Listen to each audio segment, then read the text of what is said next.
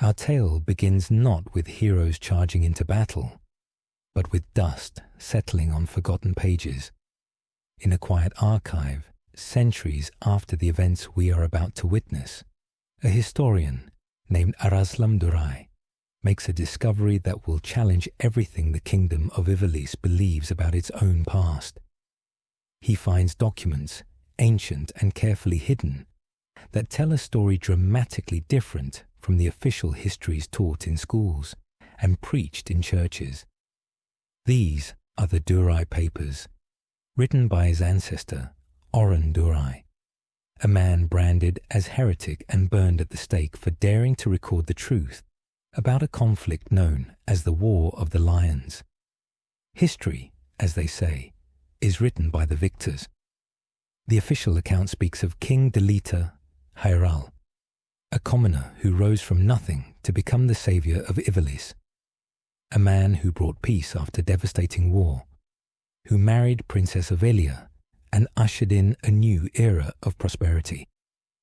Statues commemorate his heroism. Songs celebrate his valor.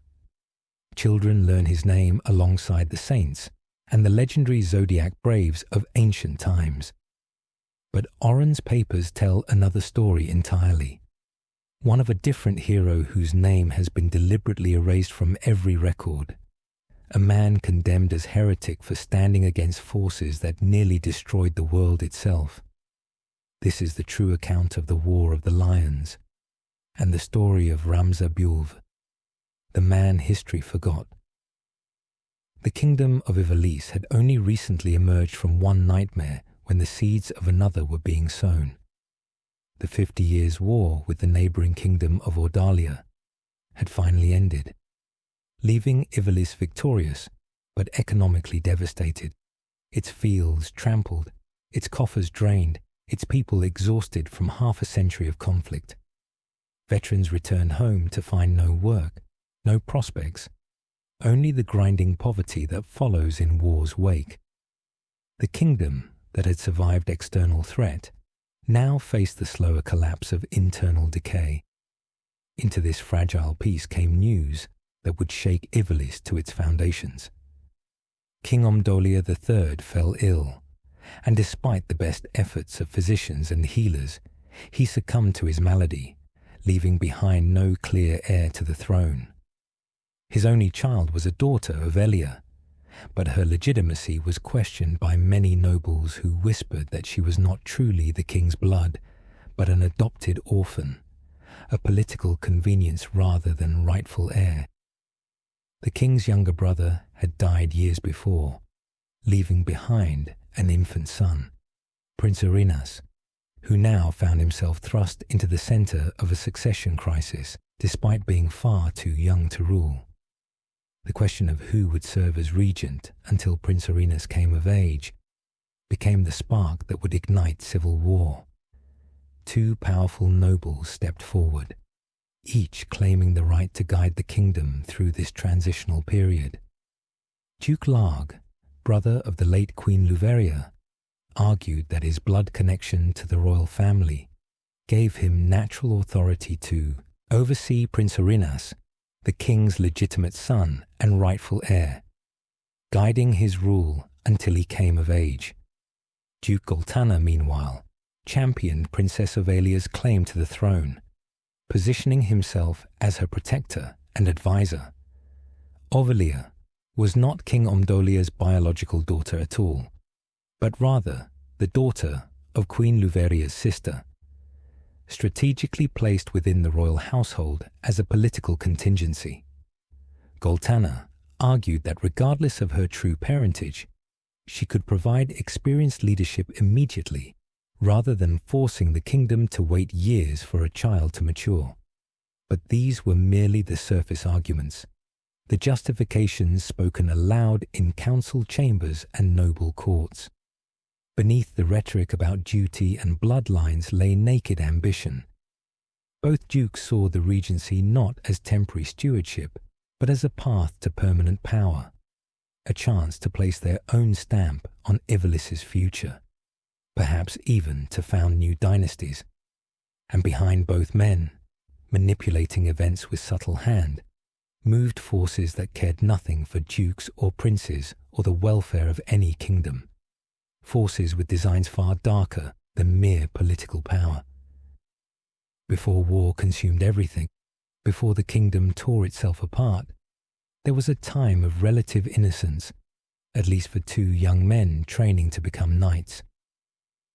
At the Royal Military Academy in Garyland, nestled in the territory controlled by House Beulve, students from across Ivalice learned the arts of war, the tactics and strategies that would theoretically be used to defend the realm.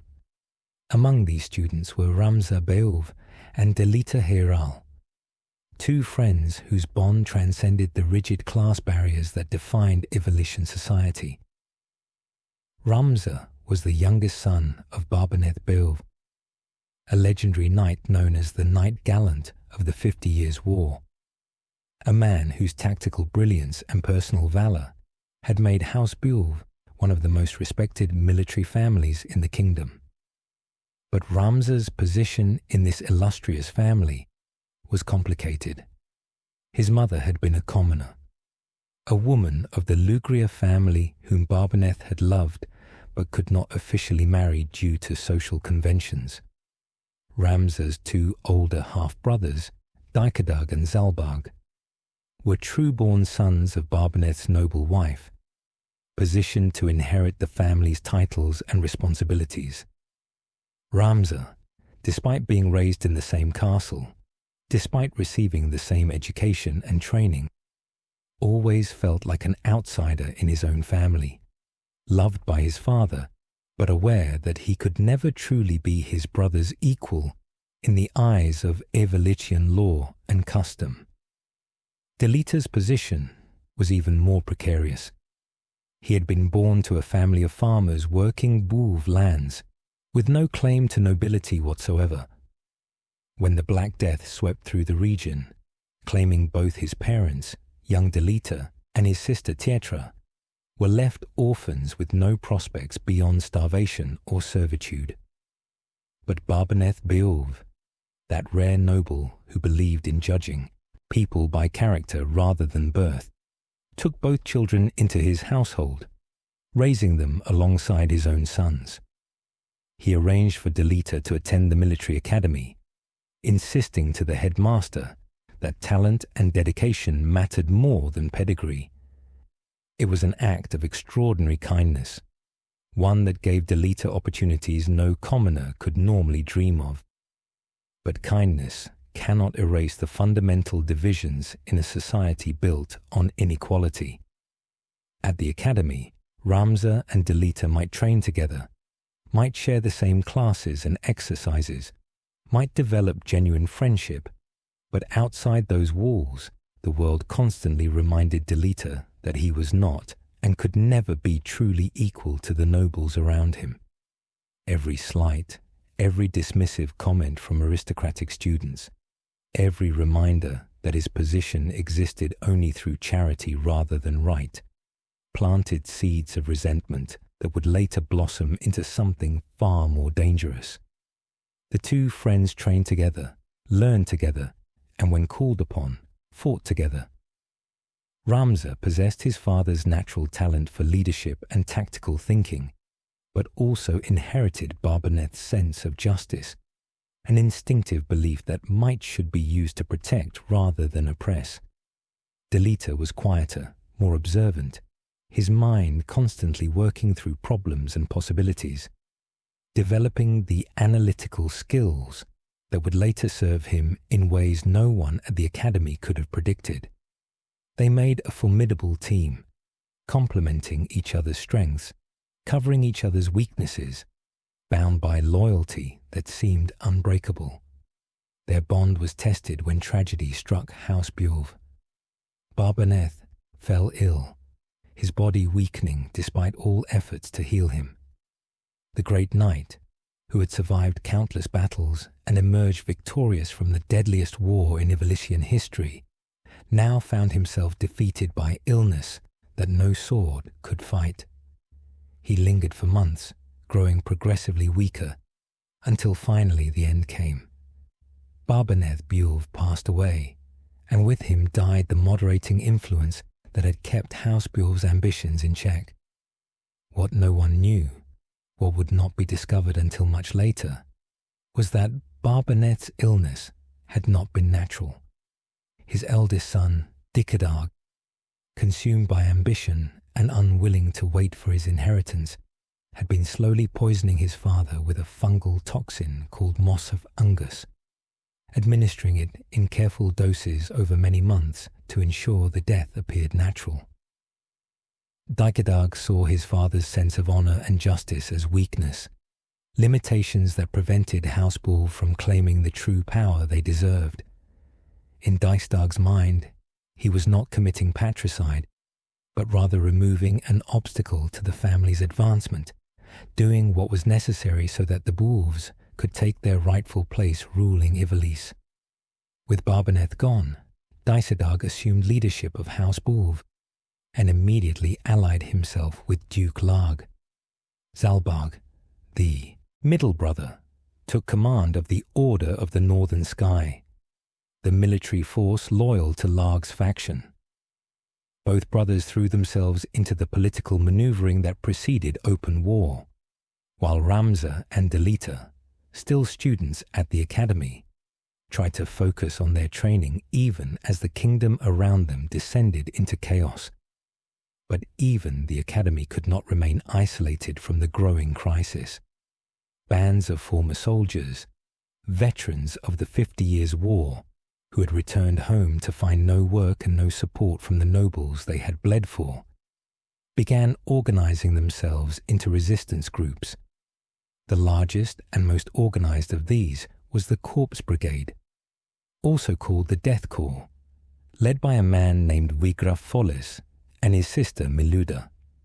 They were not simple bandits or criminals, but rather rebels with genuine grievances, men and women who had given years of their lives fighting for Ivalice, only to be cast aside once they were no longer useful.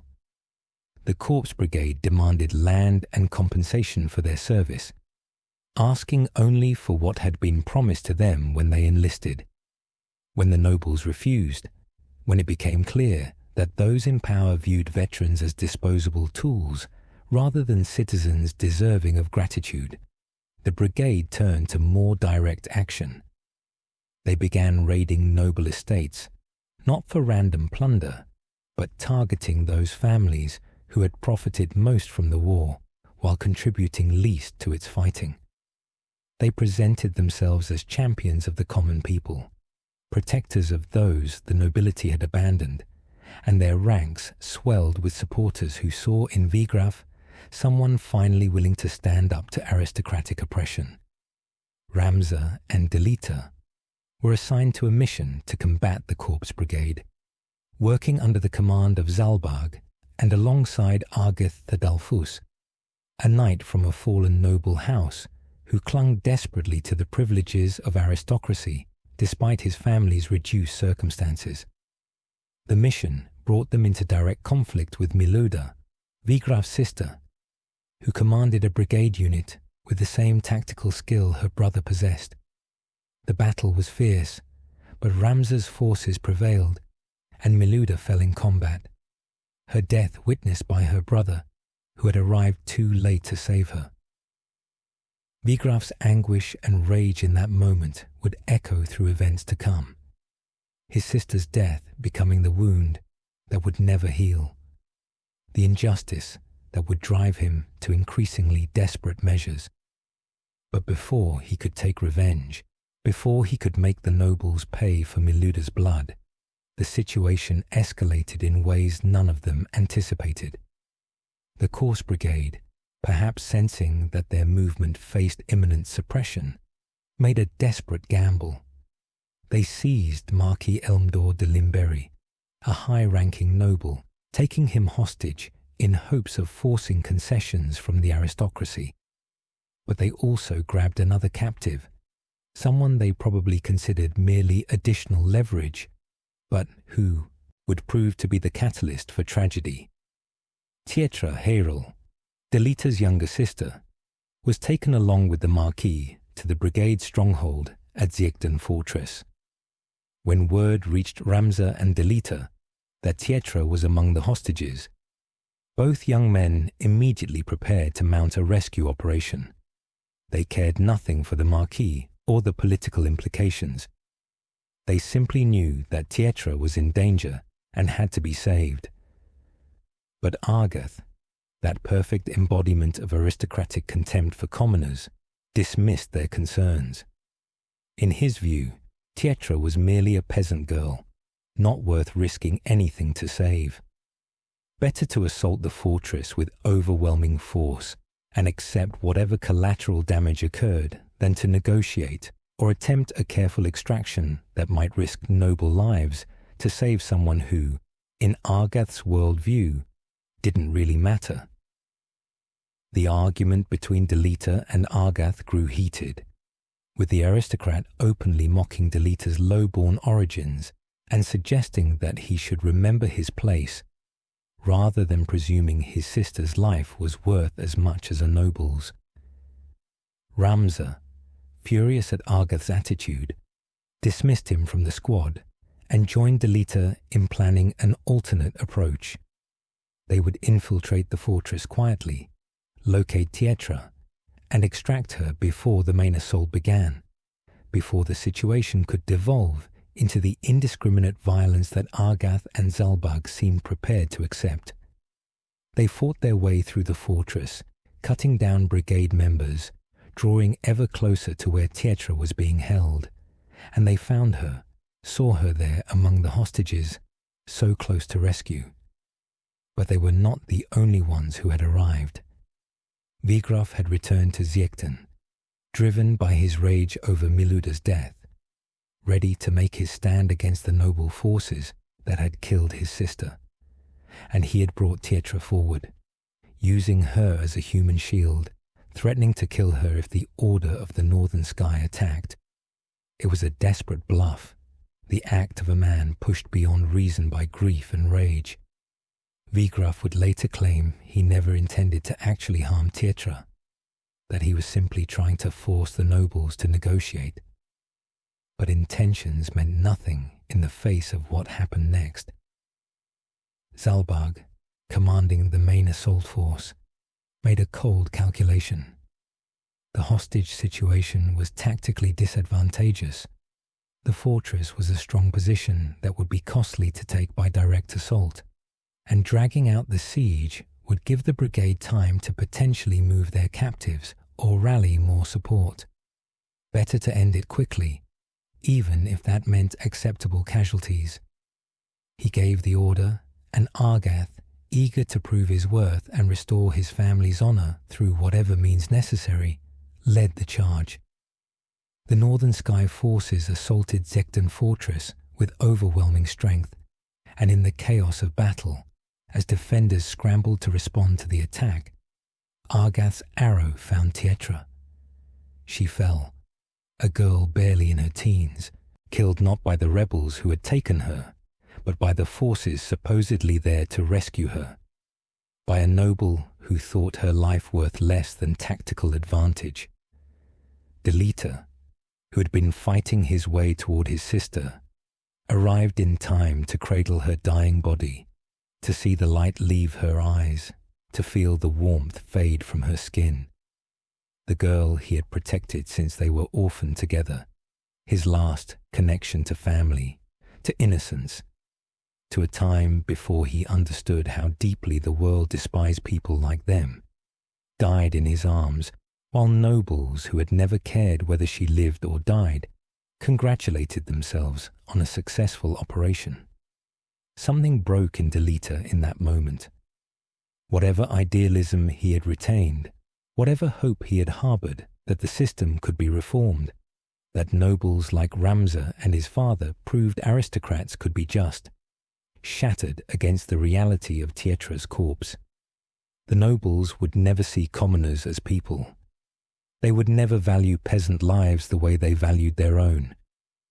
Any belief otherwise was delusion, the naive fantasy of someone who hadn't yet faced the full, brutal truth of class inequality.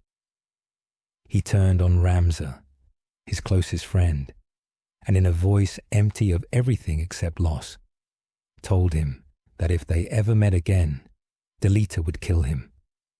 Not because Ramza was personally responsible for Tietra's death, but because he was a Beulve, because he was a noble, because no amount of personal kindness could change the fundamental injustice of a system that made Tietra's death possible, even inevitable. Their friendship, forged over years of shared struggle, died there in that fortress along with Tietra. The Northern Sky forces set fire to Zichten Fortress to eliminate any remaining brigade members. The fortress became an inferno, the flames consuming rebel fighters and whatever was left of the hostage situation, erasing evidence of exactly what had happened in a way that would allow the official narrative to avoid uncomfortable questions about who had actually killed whom. Ramza and Delita were both caught in the conflagration, and when the smoke cleared, when survivors were counted, Delita was listed among the dead, another casualty of the brigade's rebellion. But Ramza knew better, or at least suspected. He had seen something in Delita's eyes in those final moments, a transformation more profound than mere grief or rage. Whatever Delita had become in the instant of Tietra's death, it was something that would not die so easily. Ramza departed the Northern Sky, unable to continue serving an order that would commit such casual atrocities, unable to stand beside brothers who valued honor and justice less than power and advancement. He changed his appearance, adopted his mother's surname Lugria, to avoid association with the Beulve name that now represented everything he had come to despise about the aristocracy. He became a mercenary, one sword among many, working for coin rather than cause, trying to find some kind of meaning in a world that increasingly seemed devoid of it. The idealistic young knight who had entered Garaland Academy died in the flames of Zichten Fortress, and what emerged was someone harder, more cynical, still carrying his father's sense of justice, but no longer believing that justice had any real place in Ivalice. Several years passed. The War of the Lions, as it would later be called, moved from brewing tension to open conflict, with Duke Larg's Northern Sky and Duke Goltana's Southern Sky mobilizing their forces, drawing other nobles into the expanding war, each side certain of the righteousness of their cause and equally blind to how they were being manipulated by forces neither suspected. Ivalice bled, and the common people, as always, bore the brunt of noble ambitions. Ramza had joined a mercenary company led by Goffard Gafgarian, a man known as the Fell Knight, a former Hokutan soldier who had abandoned the military life for the more lucrative and less ethically complicated work of a sellsword. Gafgarian was pragmatic, cynical, and utterly unsentimental about his work.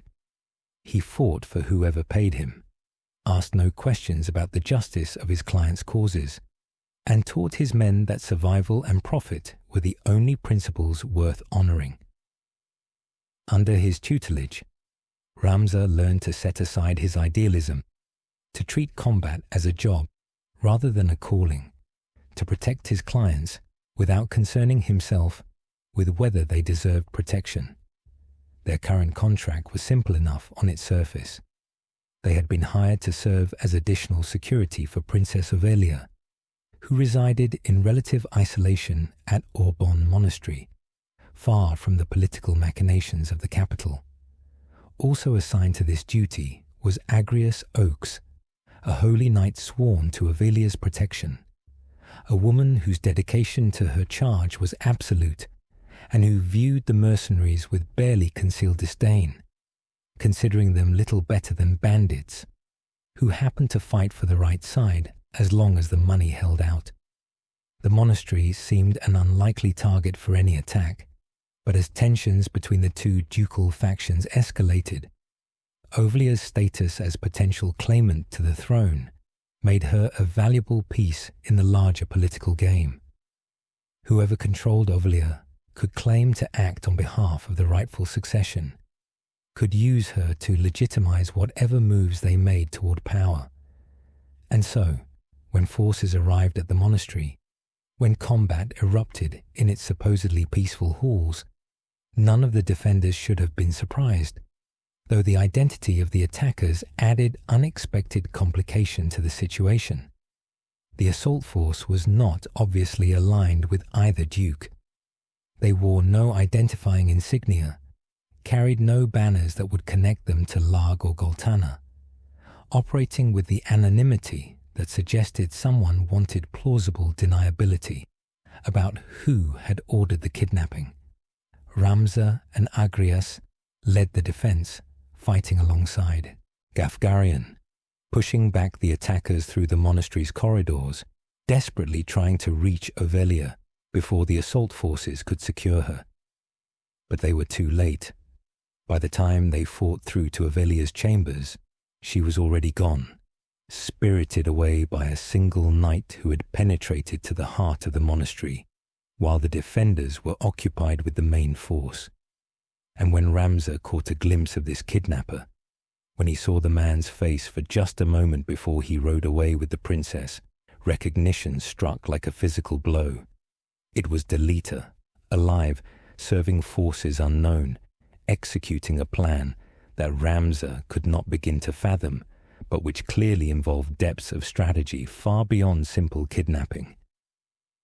Agrias was devastated by her failure to protect her charge, consumed by determination to rescue Ovelia regardless of the cost. Ramza found himself swept up in her quest, partly from genuine concern for the princess, but mostly from the desperate need to find Delita, to understand what his former friend had become in the years since Ziegden Fortress, to perhaps salvage something of the bond they had shared. Gafgarian, ever practical, agreed to continue with the contract, though his motivations were purely professional. He had been hired to protect the princess. She had been taken. Therefore, his job was to get her back. Simple.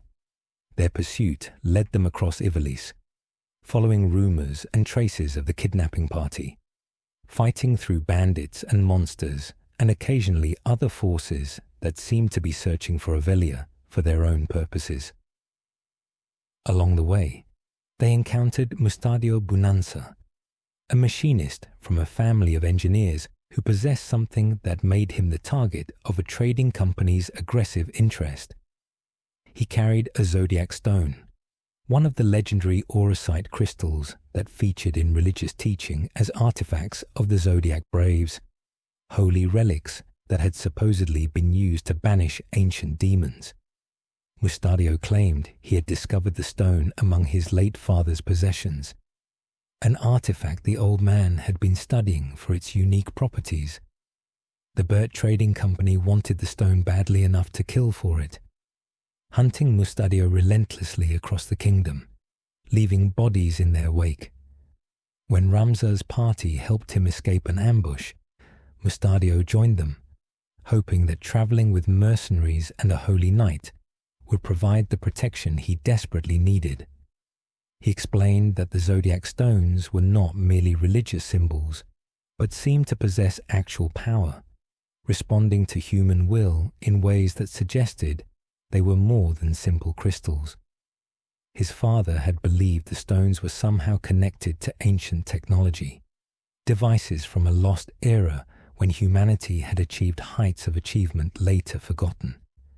Whatever the truth, the fact that a major trading company would commit murder to acquire the stone suggested it had value beyond the purely historical. The trail of Ovelia's kidnapping eventually led them to Duke Goltana's territory and to Cardinal Alphonse Delacroix of the Glabados Church, a high-ranking churchman who claimed to be able to offer sanctuary to both Ovelia and Mustadio, protection from the various forces seeking to exploit them.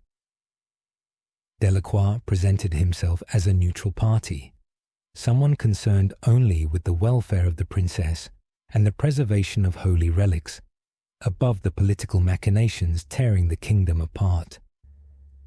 Ramza wanted to believe him. After everything he had seen, all the casual cruelty and naked ambition, the idea that someone in power might actually act from principle rather than self-interest was seductive. But something about Delacroix made him uneasy, some quality in the cardinal's eyes that suggested his piety was performance rather than genuine faith. And when they finally confronted the cardinal at his stronghold, when the truth could no longer be concealed, those suspicions were proven horrifyingly correct. Delacroix revealed himself to be working with the Glabados Church's inner circle, part of a conspiracy that went far deeper than the War of the Lions, manipulating events from behind the scenes while the nobles exhausted themselves fighting over succession. And he possessed his own zodiac stone, the Cancer Auracite, which he now activated in front of them, its power responding to something dark in his soul. The cardinal transformed, his human form twisting and warping into something monstrous, a demon called Cuchulain, the impure. The transformation was agony to witness. Delacroix's screams as his body was reshaped into something no longer human, his flesh becoming dark and twisted, his features melting into those of a creature from nightmare.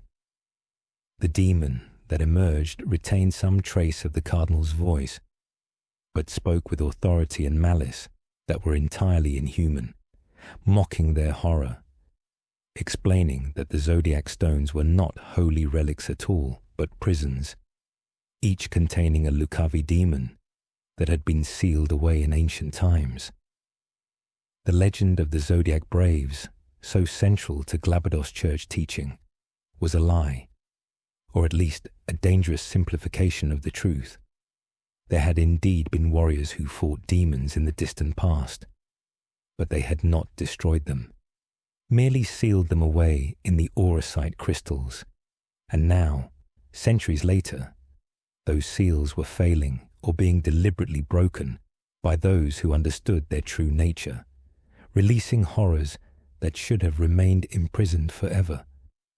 Cuchulain attacked with power beyond anything Ramza and his companions had faced before, wielding magic that corrupted flesh and poisoned the very air, turning the cardinal's stronghold into a charnel house of decay and pestilence.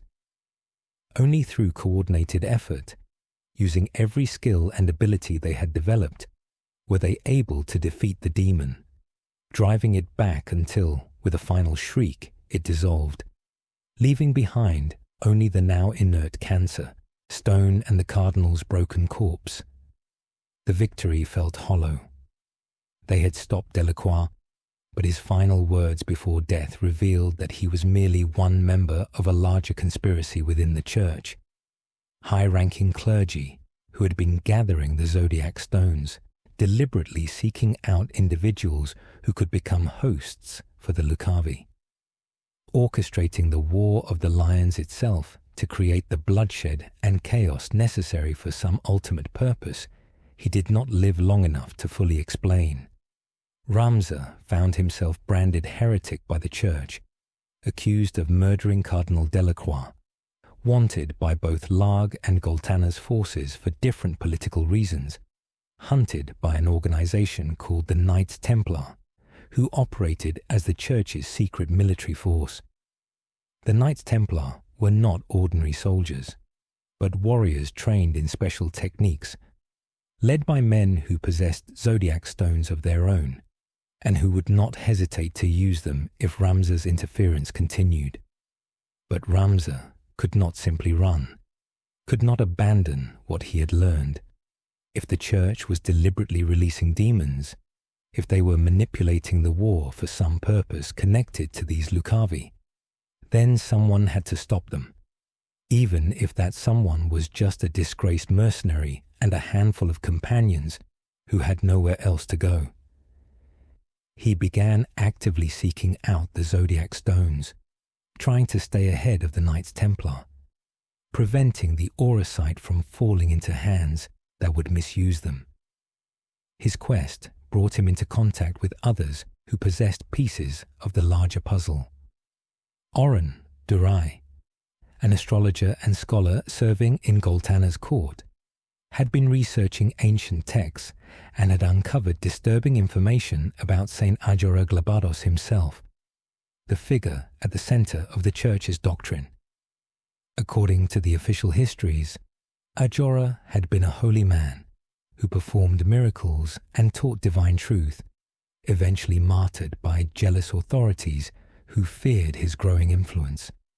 But Orbonne's research suggested a darker narrative, one in which Ajora had been something far more sinister, a man who had used zodiac stones to gain power, who had transformed himself into something inhuman before being stopped by heroes the Church later wrote out of history.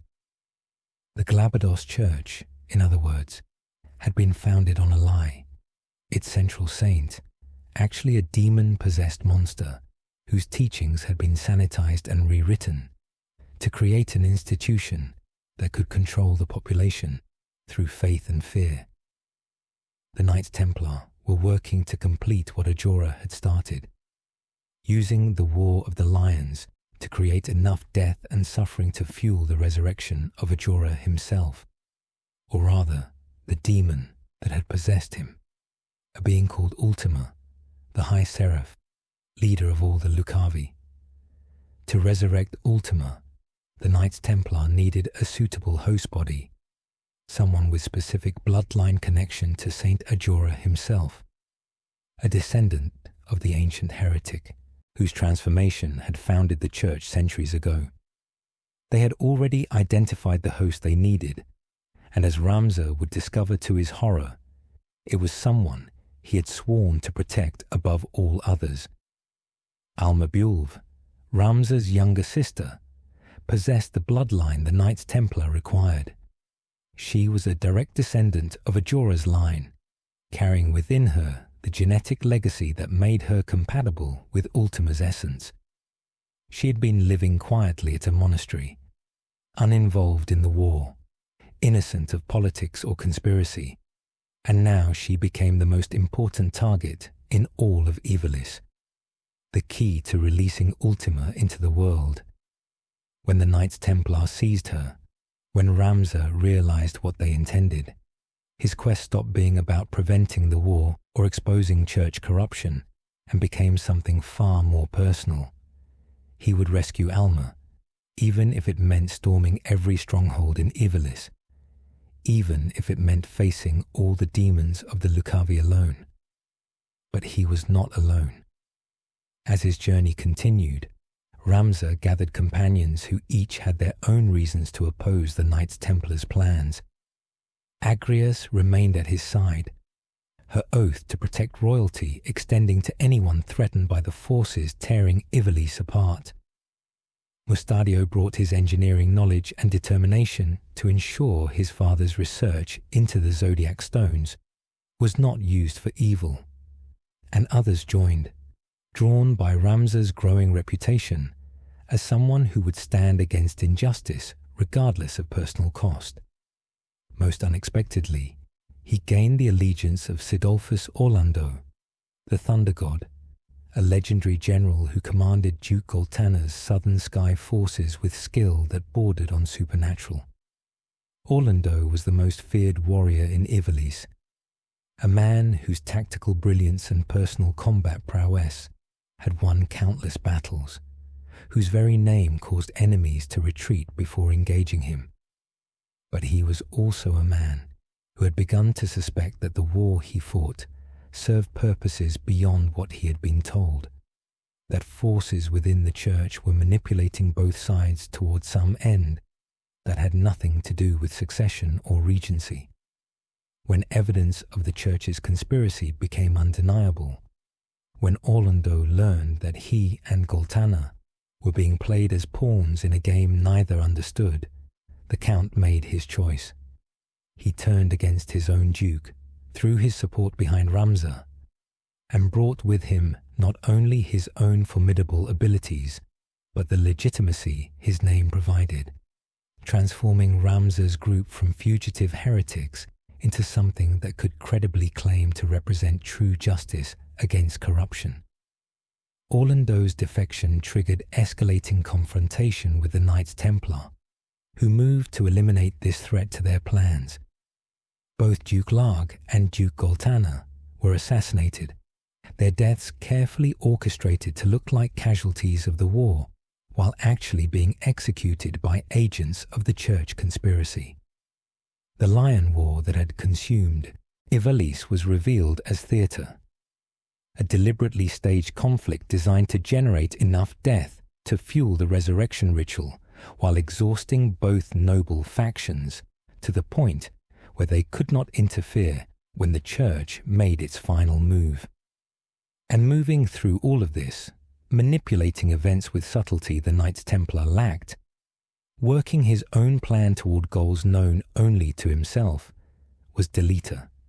He reappeared periodically, sometimes fighting alongside Ramza, sometimes opposing him, always remaining enigmatic about his true allegiances. He had joined Goltana's forces, risen rapidly through the ranks through combination of military skill and political acumen, gaining the Duke's trust while simultaneously cultivating relationships with Larg's faction and maintaining mysterious contact with forces within the church itself. Delita had not become a simple opportunist seeking personal advancement through the chaos of war.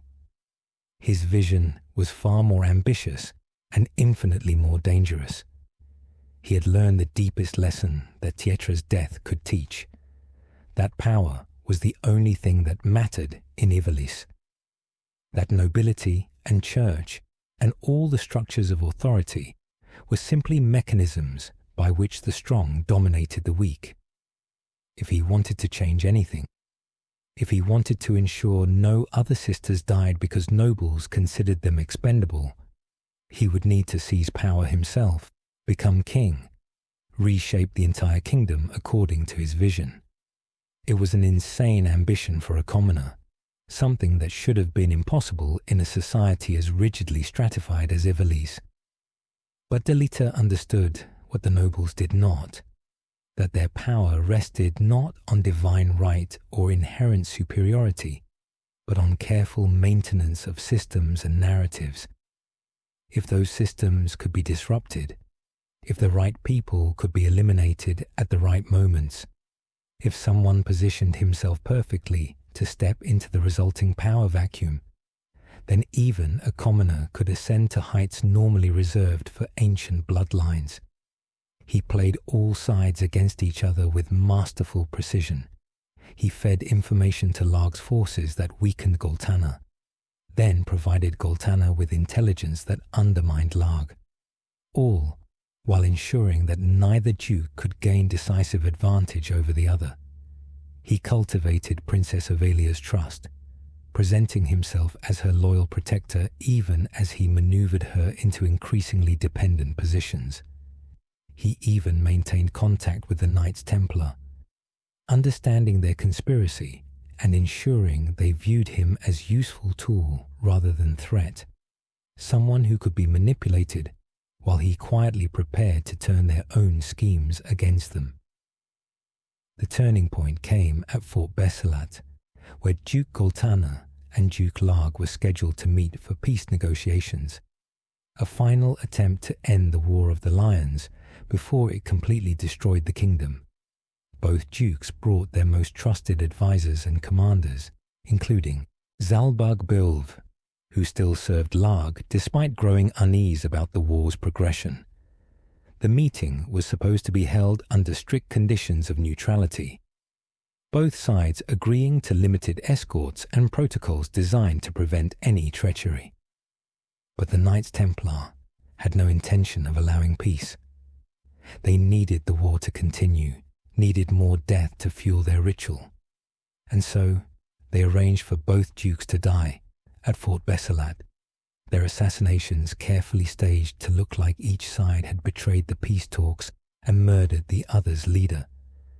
The plan was elegant in its brutality, guaranteed to push the conflict to new heights of savagery, to make reconciliation impossible and ensure the bloodshed would continue until the Luciavi had everything they required. Delita, however, had anticipated this move. He understood the Knights Templar's goals better than they realized, and he recognized that the chaos following the Duke's deaths would create the perfect opportunity for someone prepared to seize it. He positioned himself at Fort Lesalia, ostensibly as part of Goltanna's guard, and when the Knights Templar made their move, when both dukes lay dying from Templar blades, Delita struck with devastating efficiency. He killed the Knights Templar agents responsible for the assassinations, eliminating them before they could escape or report success to their masters. Then, in front of the gathered nobles and soldiers who had rushed to the scene, he claimed that he had arrived just in time to avenge the dukes, that he had struck down the church assassins who had murdered both leaders in a despicable attempt to prolong the war. The story was a complete fabrication, but it was a fabrication that served everyone's immediate interests. The nobles needed someone to blame for the catastrophe, and Delita provided them with convenient villains already dead and unable to contradict his narrative. More importantly, Delita positioned himself as the hero who had avenged both dukes, the man who had uncovered the church's treachery, and acted decisively to punish it. In a single stroke, he established himself as a figure who transcended the factional divide, someone both northern and southern sky forces could rally around, a commoner who had proven himself worthy of leadership through action rather than birth. It was a masterpiece of political theatre, executed with timing and boldness that left those who witnessed it scrambling to keep up with implications they barely understood. The power vacuum left by the Duke's deaths allowed Delita to maneuver Princess Ivalice into position as the clear choice for Queen, with himself positioned as her consort and advisor. The power behind the throne, if not technically on it himself. The nobles, exhausted by war and desperate for stability, accepted this arrangement with surprising readiness.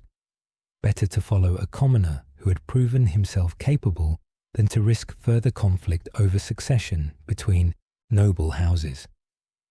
Delita had achieved the impossible, risen from farm boy to king-in-waiting, and he had done it by being willing to sacrifice anyone and anything in pursuit of his goal. Ramza watched his former friend's ascension with mixture of horror and grudging respect. He understood what Delita had accomplished, recognized the skill required to manipulate so many powerful forces into serving his ambition. But he also saw the cost, the bodies Delita had climbed over to reach his position, the principles he had abandoned in pursuit of power. Delita had become exactly what he claimed to hate, another person using others as tools, treating lives as resources to be expended for strategic advantage. Their paths diverged completely at this point, Delita moving toward his coronation, while Ramza pursued the Knights Templar toward their stronghold at Orbonne monastery, the very place where Ivalice had been kidnapped, where this entire nightmare had truly begun. The monastery sat atop ancient ruins, structures that predated the Glabados church by centuries, sites that had been holy long before Ajora's name became synonymous with faith.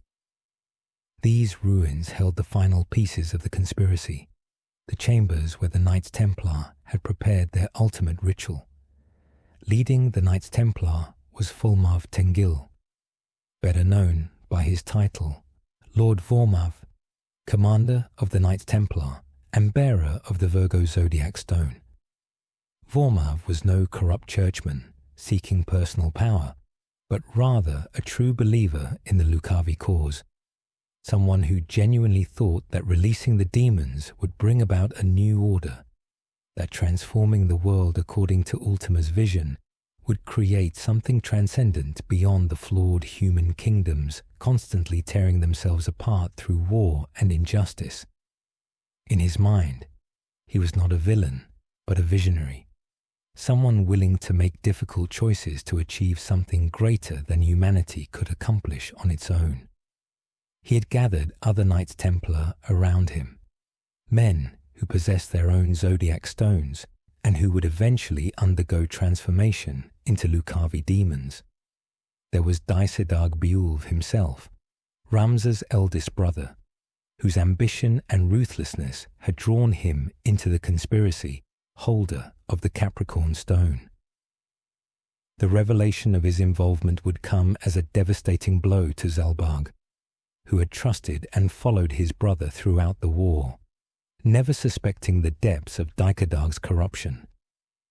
There were other knights as well, commanders and nobles who had accepted the stones, each believing they were participating in humanity's elevation rather than its subjugation. Most tragically, there was Wegraf Foles, leader of the Corpse Brigade, the man whose sister Miluda had died in the conflict with Ramza years ago. After the brigade's destruction, after losing everything he had fought for, Wegraf had wandered Ivalice in despair, seeking meaning in a world that seemed designed to crush anyone who challenged its fundamental injustices. Formav had found him in that broken state, offered him purpose and power, given him the Aries zodiac stone with promises that it would allow him to reshape the world that had taken his sister and destroyed his cause. Wegraf had accepted, taken the stone, and undergone transformation into Belius, the Gigas. Part of him remained aware of what he had become, some fragment of the man he had been persisting within the demon's consciousness. And when Ramza confronted him in the monastery's depths, that fragment recognized his old enemy. Their final battle was not just physical combat, but also ideological struggle. Wegraf defending his choice to become Belius, arguing that at least as a demon he had power, that existence as a powerless human beating futilely against systems designed to oppress him had been meaningless suffering. Ramza fought not just to defeat Belius, but to reach whatever remained of Wegraf, to convince him that surrendering humanity in pursuit of power was not victory but the ultimate defeat, that becoming a monster did not make him strong, but merely made him into another tool for forces that cared nothing for his sister's memory or the causes he had once championed. Their battle raged through the monastery's ancient halls, magic and steel clashing as philosophy and rage intertwined, until finally Ramza's blade found its mark and Belius fell, the demon dissolving and leaving behind only Wegraf's body, his face peaceful in death, in a way it had never been in life. But defeating Belius was merely the first obstacle. The monastery's depths held other trials, other Knights Templar, who had to be overcome before Ramza could reach the ritual chamber where Alma was being held. The path took them through encounters with Rafael Wadring and other commanders who used powerful magic and tactical cunning to slow their advance, though these men remained human, fighting with skill and determination, but without demonic transformation. Each confrontation tested them, forced them to develop new strategies and techniques, pushed their abilities beyond what they had believed possible. When they finally breached deeper into the monastery's ancient foundations, they faced those who had accepted the stones. Delita revealed himself, transformed by the Capricorn stone into a Dramelech, the Wrath, a demon of terrible power who wielded destructive magic on scales that reshaped the battlefield. The battle against Ramza's eldest brother was as much emotional ordeal as physical combat. Fighting someone who should have been family but had become something monstrous, whose ambition had led him to betray everything their father had stood for. And there was Zeltennia, the brother Ramza had most respected, the one who had seemed to embody knightly virtue, despite serving causes Ramza questioned. When Zeltennia learned of Delita's transformation, When he understood the depths of his brother's corruption, his faith shattered completely. In his despair and rage, in his desperate need to stop what Daisadag had become, Zalbag took up the Scorpio stone, hoping to gain power sufficient to defeat his transformed brother. But the stone had its own agenda, and Zalbag's anguish made him vulnerable to possession. He transformed into Zelera, the Death Seraph, becoming the very thing he had sought to destroy, his tragedy complete in the moment he thought to prevent it. They reached the ritual chamber to find Vormav waiting, no longer entirely human, his body already beginning to show signs of transformation as the Virgo stone's power worked through him. He stood over Alma's unconscious form, and around them, in complex patterns drawn on the ancient stone floor, were the other zodiac stones that had been gathered, arranged according to designs that predated human civilization, configurations that created resonance between the aura site crystals and ancient power flowing beneath the monastery. Vormav explained with something approaching pride that everything was ready, that Alma's bloodline made her the perfect vessel, that in moments Ultima would be reborn and a new age would begin, one where humanity would be reshaped according to a higher vision. He transformed fully into Hashmal, the bringer of order, his human form dissolving into something massive and terrible, a demon that embodied harsh law and uncompromising judgment. The battle against Hashmal was unlike anything Ramza had faced before. The demon possessed not just power but intelligence, tactical acumen that came from Vormav's military experience combined with supernatural abilities accumulated over centuries of imprisonment in the Zodiac Stone. Hashmal adapted to their strategies as they employed them, countering their techniques with precision that suggested the demon had been studying them throughout their journey through the monastery, learning from every battle they fought against lesser Luciavi, preparing specifically to defeat these particular opponents. Only through perfect coordination, through trust built over months of fighting together, through willingness to risk everything for each other, did Ramza and his companions finally overcome Hashmal. The demon fell with a sound like reality tearing, his form dissolving not into merely nothing, but into wrongness, the space he had occupied becoming briefly emptier than simple absence, a hole in existence that slowly sealed itself as natural law reasserted control over supernatural violation. But even with Hashmal defeated, the ritual continued. The pattern of zodiac stones continued to pulse with power, drawing energy from sources Ramza could not identify, channeling it toward Alma's unconscious form. She began to change, her body rising into the air, surrounded by aura of power that was neither holy nor evil, but something beyond those categories, pure force without moral alignment. The transformation had begun, and stopping it might already be impossible. Ramza rushed forward, calling out to his sister, trying to reach her through whatever process was consuming her humanity, and impossibly, she responded. Alma's consciousness had not been entirely subsumed by the ritual, some core of herself remaining aware and fighting against the transformation, resisting with strength born from years of quiet faith and love for her scattered family. She heard Ramza's voice, used it as anchor to pull herself back from the edge of dissolution, fighting the ritual from within, even as it tried to reshape her into Ultima's vessel. The power around her flickered, destabilized by her resistance, and in that moment of instability, Ramza struck at the ritual pattern itself, his blade shattering the zodiac stone's careful arrangement, disrupting the energy flow before it could complete the transformation.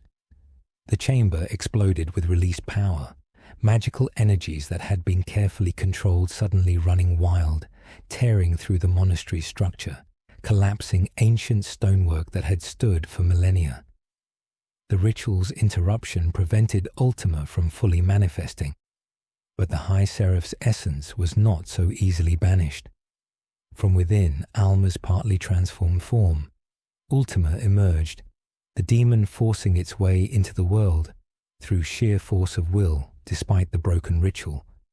What appeared was something terrible and beautiful, an entity that wore the shape of divine messenger, but radiated wrongness that made it clear this was no angel of any benevolent god. The High Seraph had come, incomplete but present, determined to achieve dominion even if full resurrection remained beyond reach. What followed was a battle that transcended normal combat, the party fighting Ultima within a space that seemed to exist outside normal reality, a dimensional rift where the demon's power was at its strongest. Ultima wielded magic in its most fundamental form, reality-altering power that made the other Luciavi's abilities seem limited by comparison. The demon could manipulate time itself, could unmake matter through focused attention, could strike at souls directly, bypassing physical defenses entirely. Ramza and his companions fought not with any real hope of victory, but simply because surrender was not acceptable, because Alma was still there somewhere, trapped within or alongside Ultima's manifestation, because they had come too far and sacrificed too much to give up. When the ultimate evil finally revealed itself, they poured everything they had into the battle, every technique learned, every spell mastered, every bond forged through shared struggle, combining their strengths in ways that individually would have been impossible, but together created something that could challenge even a demon of Ultima's power. The chamber continued to collapse around them as the battle raged, the monastery's ancient foundations unable to withstand the forces being unleashed. Stone cracked and fell, walls that had stood for ages crumbling to dust, the weight of centuries finally overwhelming structures never designed to contain this level of supernatural violence. Through it all, Ramza never stopped reaching for Alma, calling out to her, even as he fought Ultima, refusing to accept that his sister was lost, that the little girl he had protected throughout their childhood had been consumed by forces beyond human comprehension. And she heard him. Alma's consciousness, still fighting within Ultima's manifestation, used Ramza's voice as a beacon, as reminder of what she was, who she was, why she mattered beyond being vessel for demon resurrection. She pushed back against Ultima from within, disrupting the demon's attacks at crucial moments, creating openings that Ramza exploited, forcing Ultima to fight on two fronts simultaneously as the body she tried to possess rebelled against her control. The combination of external assault and internal resistance proved too much for Ultima to withstand. The demon's form began to destabilize, the carefully maintained coherence that allowed existence in this world breaking down under sustained pressure. Ultima shrieked, a sound that contained rage and disbelief, that a mere mortal girl could resist such power, that common humans could damage something as exalted as a high seraph, that the careful plans spanning centuries could be undone by nothing more than human stubbornness and love. The demon dissolved, forced back into whatever realm it had emerged from, its consciousness retreating from the world rather than risk complete dissolution. The zodiac stones shattered, the auracite crystals cracking and turning to dust, their power exhausted, the prisons they had served as for so long finally breaking completely, releasing not demons, but simply nothing. Empty space where ancient evil had been contained. Alma fell from the air, her transformation incomplete and now reversing, her body returning to human form as Ultima's presence withdrew. Ramza caught her, cradled his unconscious sister, and for the first time since Ziekdem Fortress, since Tietra died in Delita's arms, allowed himself to feel something other than grim determination. They had won. Not completely, not perfectly, but they had prevented Ultima's resurrection, saved Alma from becoming the demon's permanent vessel, stopped the Knights Templar's conspiracy from reaching fruition. But the monastery was collapsing, the damage to its structure too extensive to survive. They fled through disintegrating corridors, dodging falling stone and collapsing floors, racing toward exit that seemed to recede before them as the building's destruction accelerated. Behind them, the ritual chamber imploded completely. The ancient ruins that had supported Orbonne Monastery for so long finally giving up, dragging everything down into the earth in cloud of dust and rubble. They emerged into daylight just as the monastery completed its collapse, the entire structure folding in on itself, leaving only rubble where for centuries a holy site had stood. Ramza held Alma, both of them alive, both of them human, both of them free from the nightmares that had consumed their family. Around them, his companions gathered, battered and exhausted but victorious, having faced literal demons and emerged intact if not unscathed. But their victory was private, witnessed only by themselves and the silent ruins. The world outside knew nothing of what had truly happened at Orbonne Monastery, understood nothing about how close Ivalice had come to demonic conquest. The official narrative would record only that terrorists had attacked the monastery and caused its destruction, that heretics opposed to the church had committed yet another atrocity in their campaign against civilization and order. Meanwhile, in Lesalia, the capital of Ivalice, the war's official ending was being celebrated. Delita's coronation proceeded with all appropriate ceremony and grandeur, nobles and clergy gathering to witness a commoner become king, an unprecedented event treated as symbol of new age where merit could triumph over birth, where the old rigid hierarchies might finally give way to something more flexible and just. Princess Ivalice stood beside him, crowned as queen. The legitimacy of her bloodline combined with his demonstrated capability creating partnership that promised stability after years of chaos. Orbonne attended the coronation, watching with scholar's eye and growing unease. He had compiled extensive documentation of the church's conspiracy, gathered evidence of the Knights Templar's crimes, recorded testimony from those who had witnessed the Luciavi transformations. He intended to present this evidence to the new king, to ensure that the truth about the war and the forces manipulating it was known, that appropriate reforms could be enacted to prevent similar conspiracies from threatening Ivalice in the future. But when he attempted to present his findings, when he stood before assembled nobles and clergy and began to explain what he had learned about the church's corruption and the Luciavi demons, he was met not with shock or gratitude, but with immediate condemnation. Delita, watching from his new throne, made no move to support Orbonne's testimony. The church hierarchy denounced the claims as blasphemous lies, accusations designed to undermine faith and disturb the hard-won peace.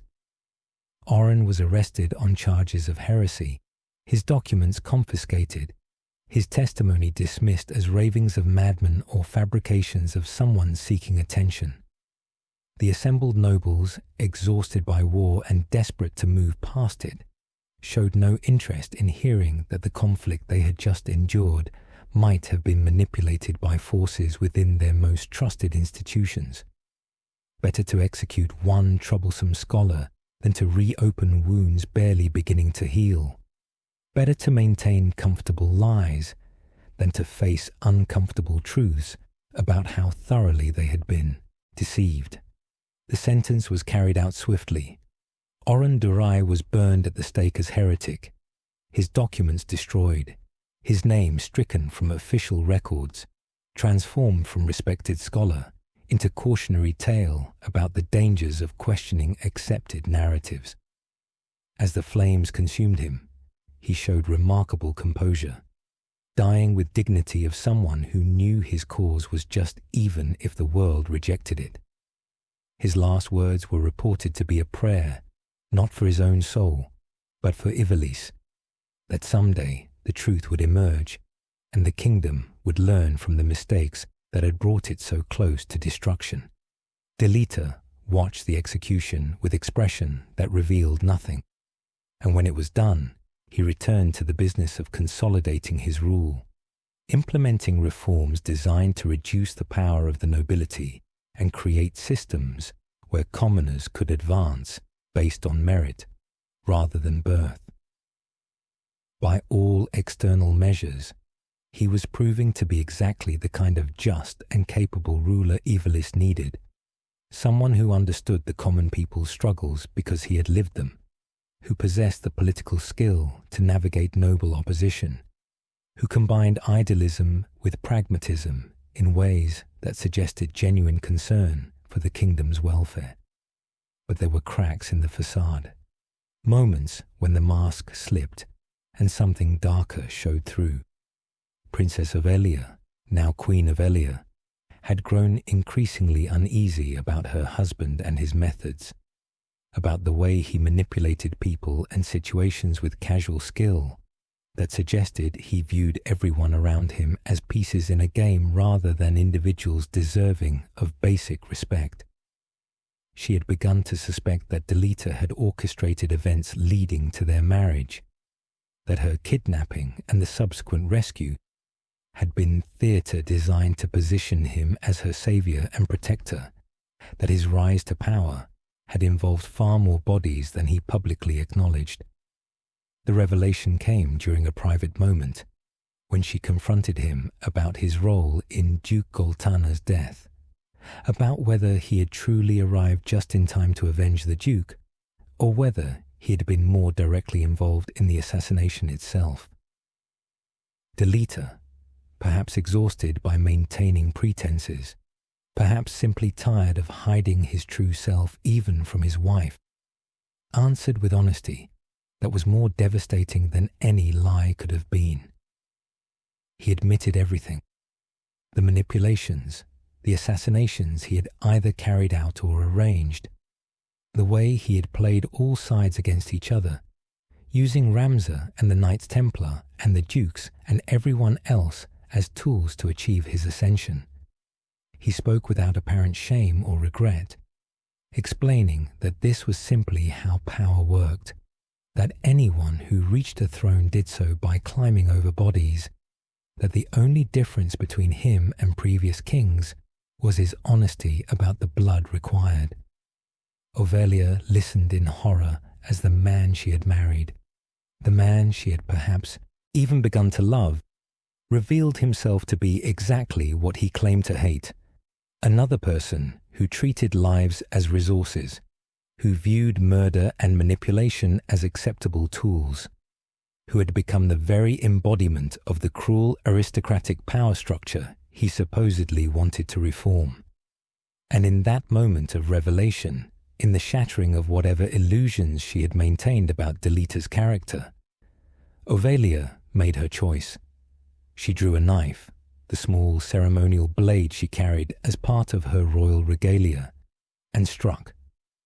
Not with the skill of trained assassin, but with the desperate fury of someone who had been used too many times, who had served as pawn in too many schemes, who wanted nothing more than to strike back at someone who had reduced her to mere stepping stone on path to power.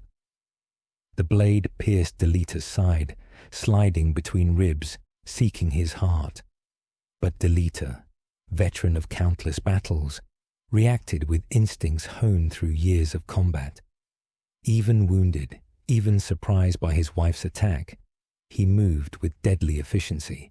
His own blade, the sword he carried always, even to private chambers, found Ovelia before her strike could reach his heart. She fell, blood spreading across expensive carpet, her eyes wide with shock and pain, and perhaps some measure of satisfaction that she had at least tried, that her final act was defiance rather than submission. Delita caught her as she collapsed, cradling his dying wife, and for the first time since Tietra's death, genuine emotion showed on his face. Not grief for Ovalia specifically, but rather recognition of what he had become, acknowledgement that his quest for power had transformed him into something that made even murder of one spouse seem like logical progression rather than shocking atrocity. Ovalia died in his arms, her blood staining his royal robes, and Delita was left to wonder whether anything he had achieved was worth the cost, whether power gained through such methods could ever be used for the just purposes he claimed to serve. He would live, his wound serious but not fatal, his physicians able to save him through prompt treatment. The official story would claim that assassins sent by church hardliners or remnants of noble opposition had killed Queen Ovalia, that King Delita had fought them off despite being gravely wounded, that the criminals had been caught and executed before they could reveal who had hired them. No one questioned this narrative too closely, accepting it as more comfortable than the alternative, continuing pattern of preferring convenient lies to disturbing truths.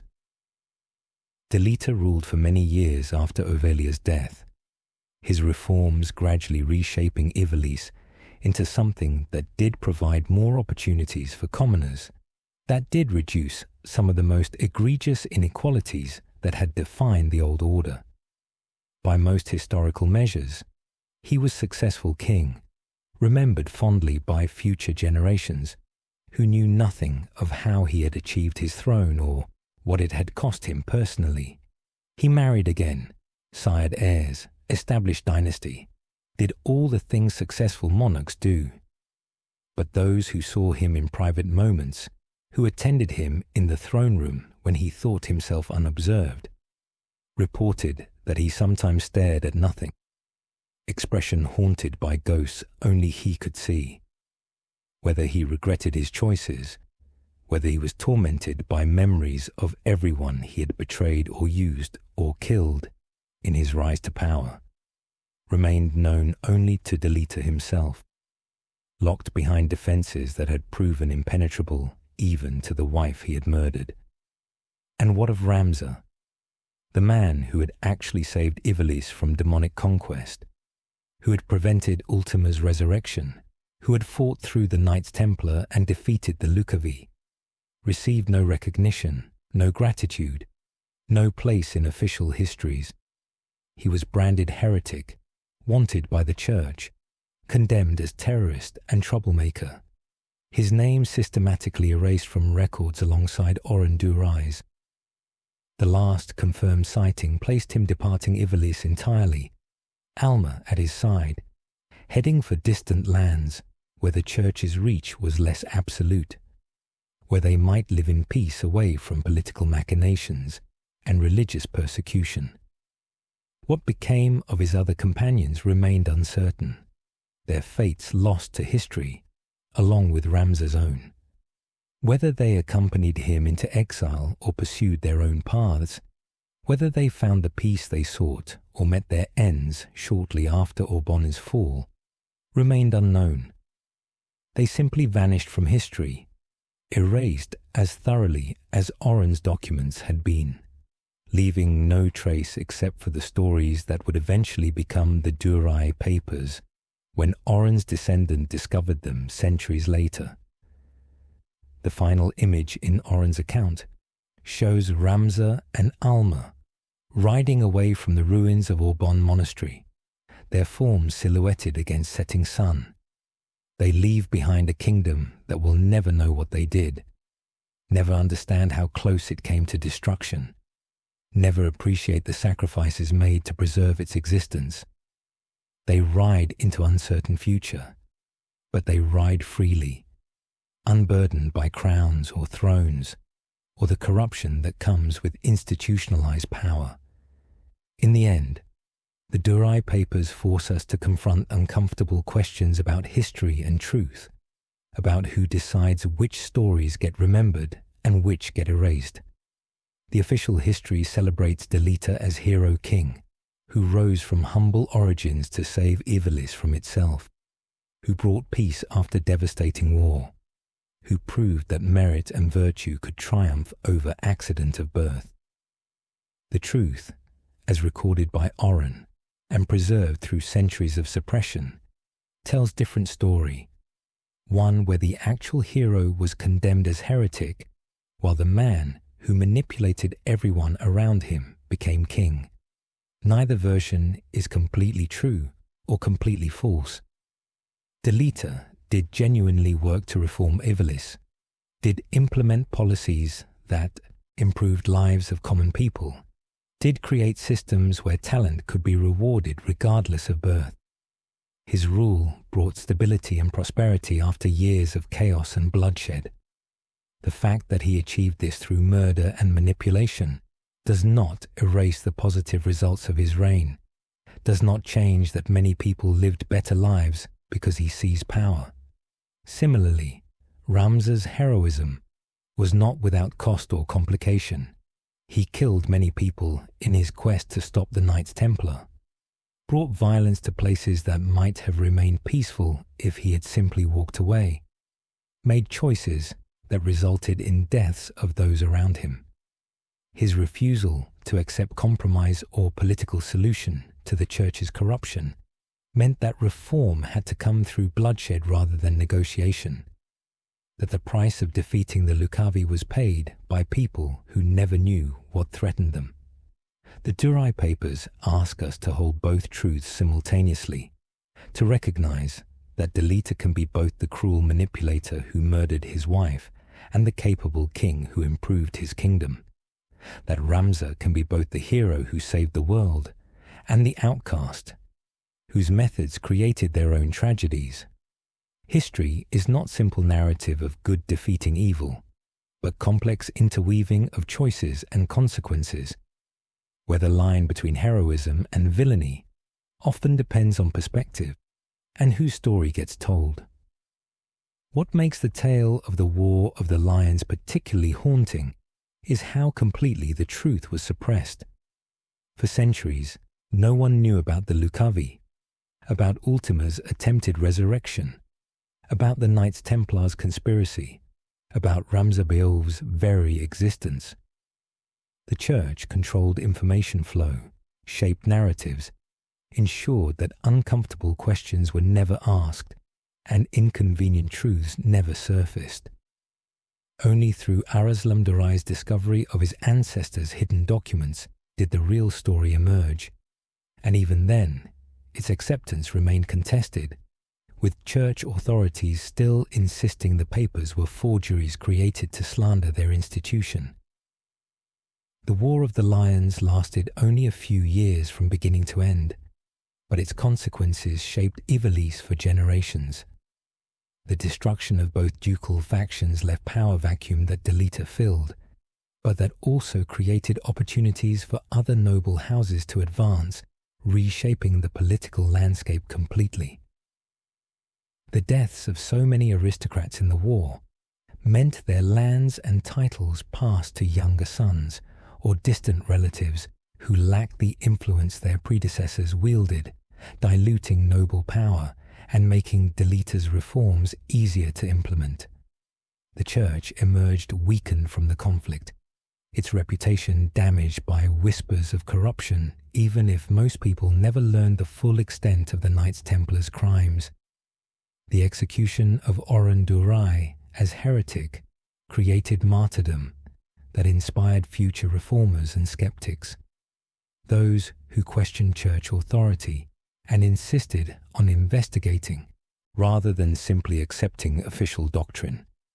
The seeds of religious reformation were planted in the ashes of the War of the Lions, even if they would not flower for generations. The zodiac stones themselves became legend, their destruction at Orbonne monastery, meaning no physical evidence remained of the Luciavi, or the ancient demons that had been sealed within the aura site. Future generations would debate whether the stones had ever truly existed or were merely religious metaphor, whether demons were real threats or superstitious explanations for human evil. The ambiguity served the Church's interests, allowing them to acknowledge Zodiac Brave legends while dismissing any suggestion that darker forces might have been involved in recent events. But among those who knew the truth, among Ramza's companions, and those few others who had witnessed the Luciavi directly, the memory remained vivid and terrifying. They carried forward understanding that the world contained forces beyond human comprehension, ancient evils that could be sealed but perhaps never truly destroyed, horrors that might return if future generations grew careless, or if new conspiracies sought to awaken them for their own purposes. The relationship between Ramza and Delita, two friends turned down such different paths by the same tragedy, provided the emotional core of the entire conflict. They had been brothers in everything but blood, bound by genuine affection and shared idealism, believing together that they could make difference in corrupt world. Pietra's death shattered that partnership, sending each down roads that would never intersect again except in conflict. Ramza chose to maintain his idealism despite everything, to continue believing that fighting for justice was worthwhile even when the world punished him for it, to value doing what was right over achieving tangible success. His path led to exile and erasure from history, but also to genuine heroism, to saving the world from forces that would have destroyed it, to never compromising the principles his father had taught him, no matter the personal cost. Delita chose pragmatism over principle, deciding that power was the only thing that mattered, that changing systems required first seizing control of them regardless of methods employed. His path led to throne and historical recognition, to genuine reforms that improved countless lives, but also to spiritual emptiness, to becoming the very thing he had hated, to discovering that power achieved through betrayal and murder felt hollow even when wielded for supposedly noble purposes. Neither man was simply right or wrong.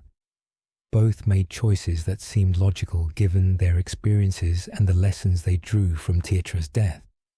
Both achieved significant things through their chosen paths, and both paid prices that would haunt them for whatever time they had remaining. The tragedy was not that one chose correctly and the other incorrectly, but that the world they lived enforced such impossible choices in the first place, that justice and power were treated as opposing values rather than complementary necessities. The world of Ivalice itself deserves examination as more than merely backdrop for the conflict.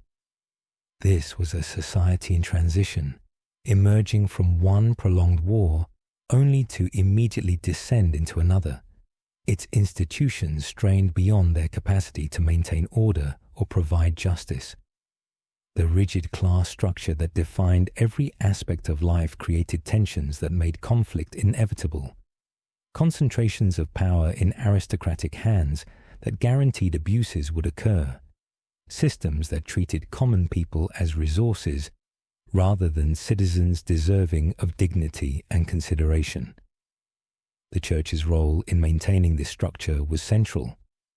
The Glabados faith was not merely religious institution, but political force, providing ideological justification for aristocratic privilege, teaching that social hierarchies reflected divine order rather than human construction. By positioning itself as intermediary between humanity and the divine, the Church gained power to shape behavior and limit dissent, making challenges to the existing order seem like challenges to cosmic law itself. But this power made the Church target for those seeking to manipulate Ivalice at fundamental level. The Knights Templar conspiracy represented the ultimate corruption of religious authority, using faith as tool to achieve ends that had nothing to do with spiritual welfare or moral guidance. They perverted church doctrine to serve demonic resurrection, turned holy relics into instruments of possession, transformed religious devotion into mechanism for unleashing ancient evil. The fact that this conspiracy could exist within the church for so long, could reach such high levels of the hierarchy without being detected or stopped, suggested that the rot went deeper than merely a handful of corrupted individuals.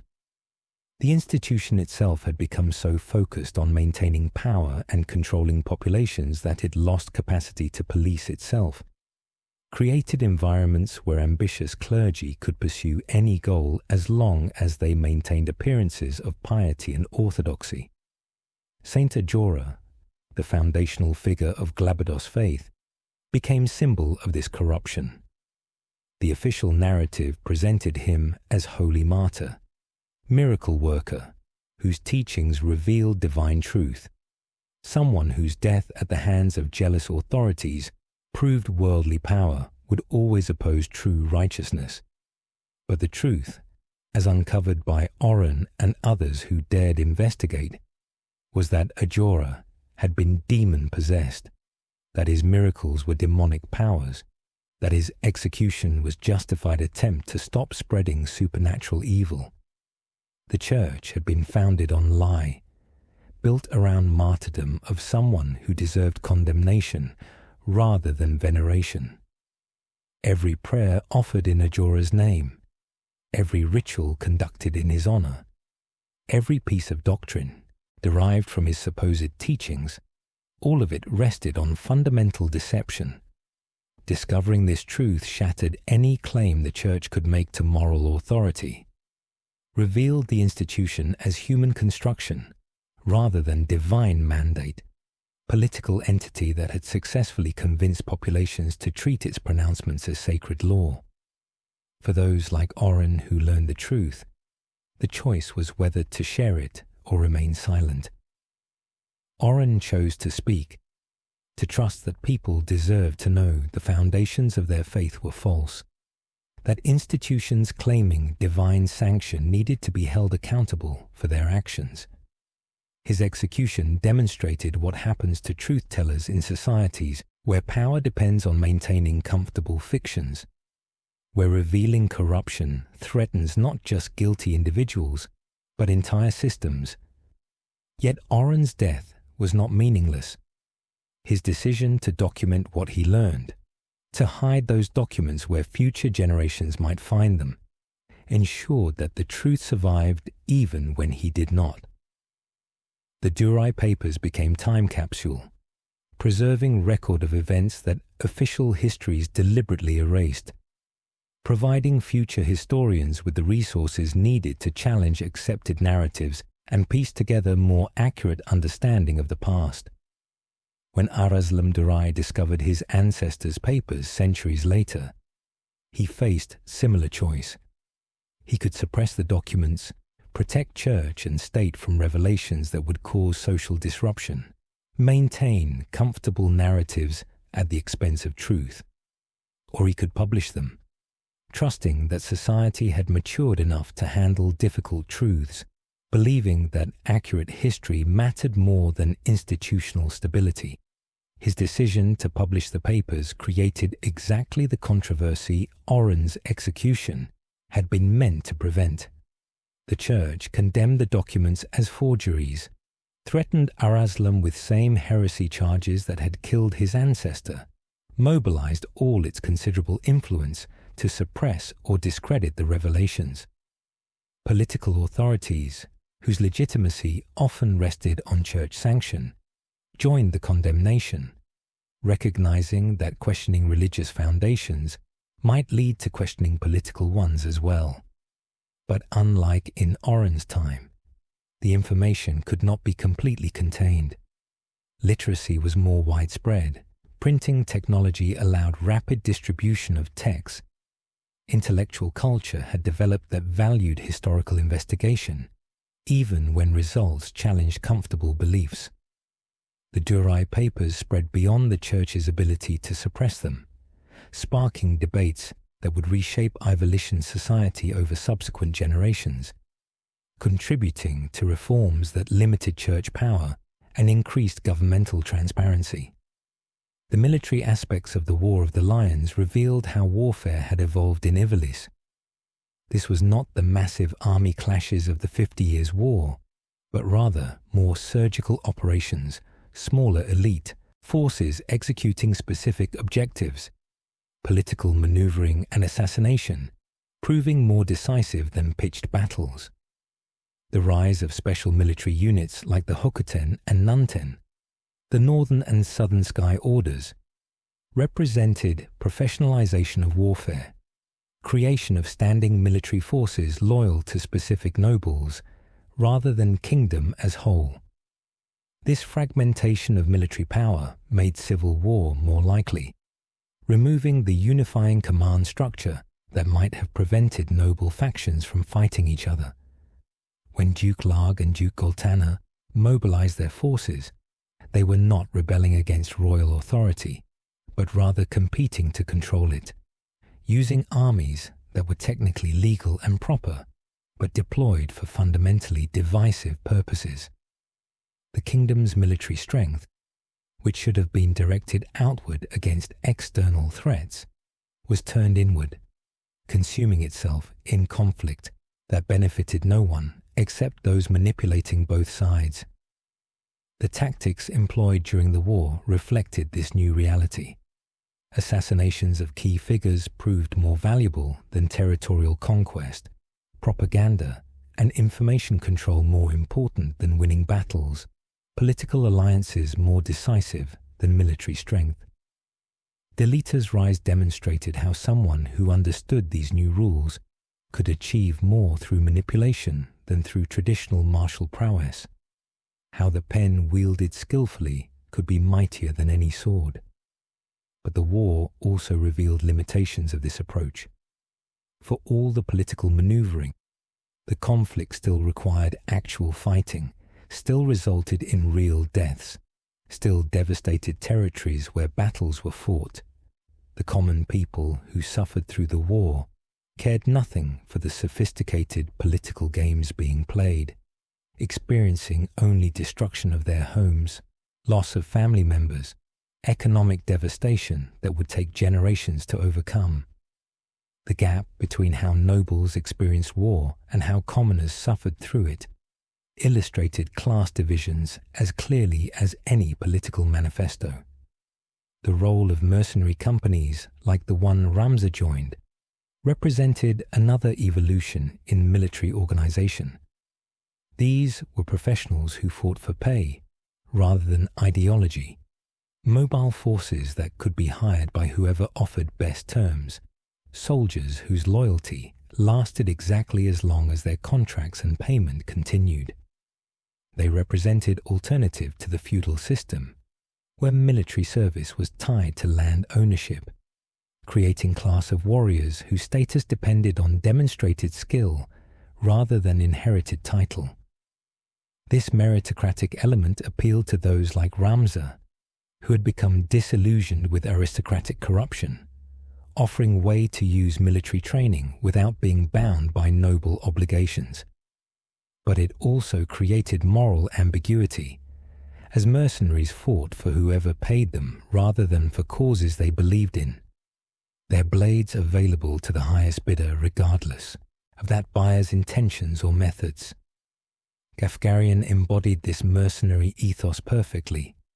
He was competent, pragmatic, utterly without illusions about the nature of their work, viewing combat as profession rather than calling. When he eventually revealed himself to be working for forces opposing Ramza's interests, when his true employer and actual objectives became clear, it was betrayal only in most technical sense. He had never claimed to share Ramza's values, had never suggested that mercenary honor extended beyond fulfilling contracts, had been transparently honest about fighting for money rather than principle. Their final confrontation carried weight precisely because there was no personal animosity involved. Gafgarian bore Ramza no grudge. felt no particular satisfaction in opposing him, simply recognized that their paths had diverged in ways that required one to eliminate the other. He died professionally, acknowledging that Ramza had proven superior warrior, accepting defeat with same pragmatic calm he had shown throughout their association. His death marked Ramza's complete separation from the mercenary life, the moment when personal mission superseded any possibility of maintaining neutral professional stance. The magical system of Ivalice, particularly as related to the zodiac stones and faith-based abilities, revealed how supernatural power intersected with human society. Magic was not rare or mysterious, but rather common tool, employed by soldiers and priests, scholars and criminals alike. But there were hierarchies within magical practice, distinctions between the simple spells anyone could learn and the profound abilities that required deep faith or connection to forces beyond normal human comprehension.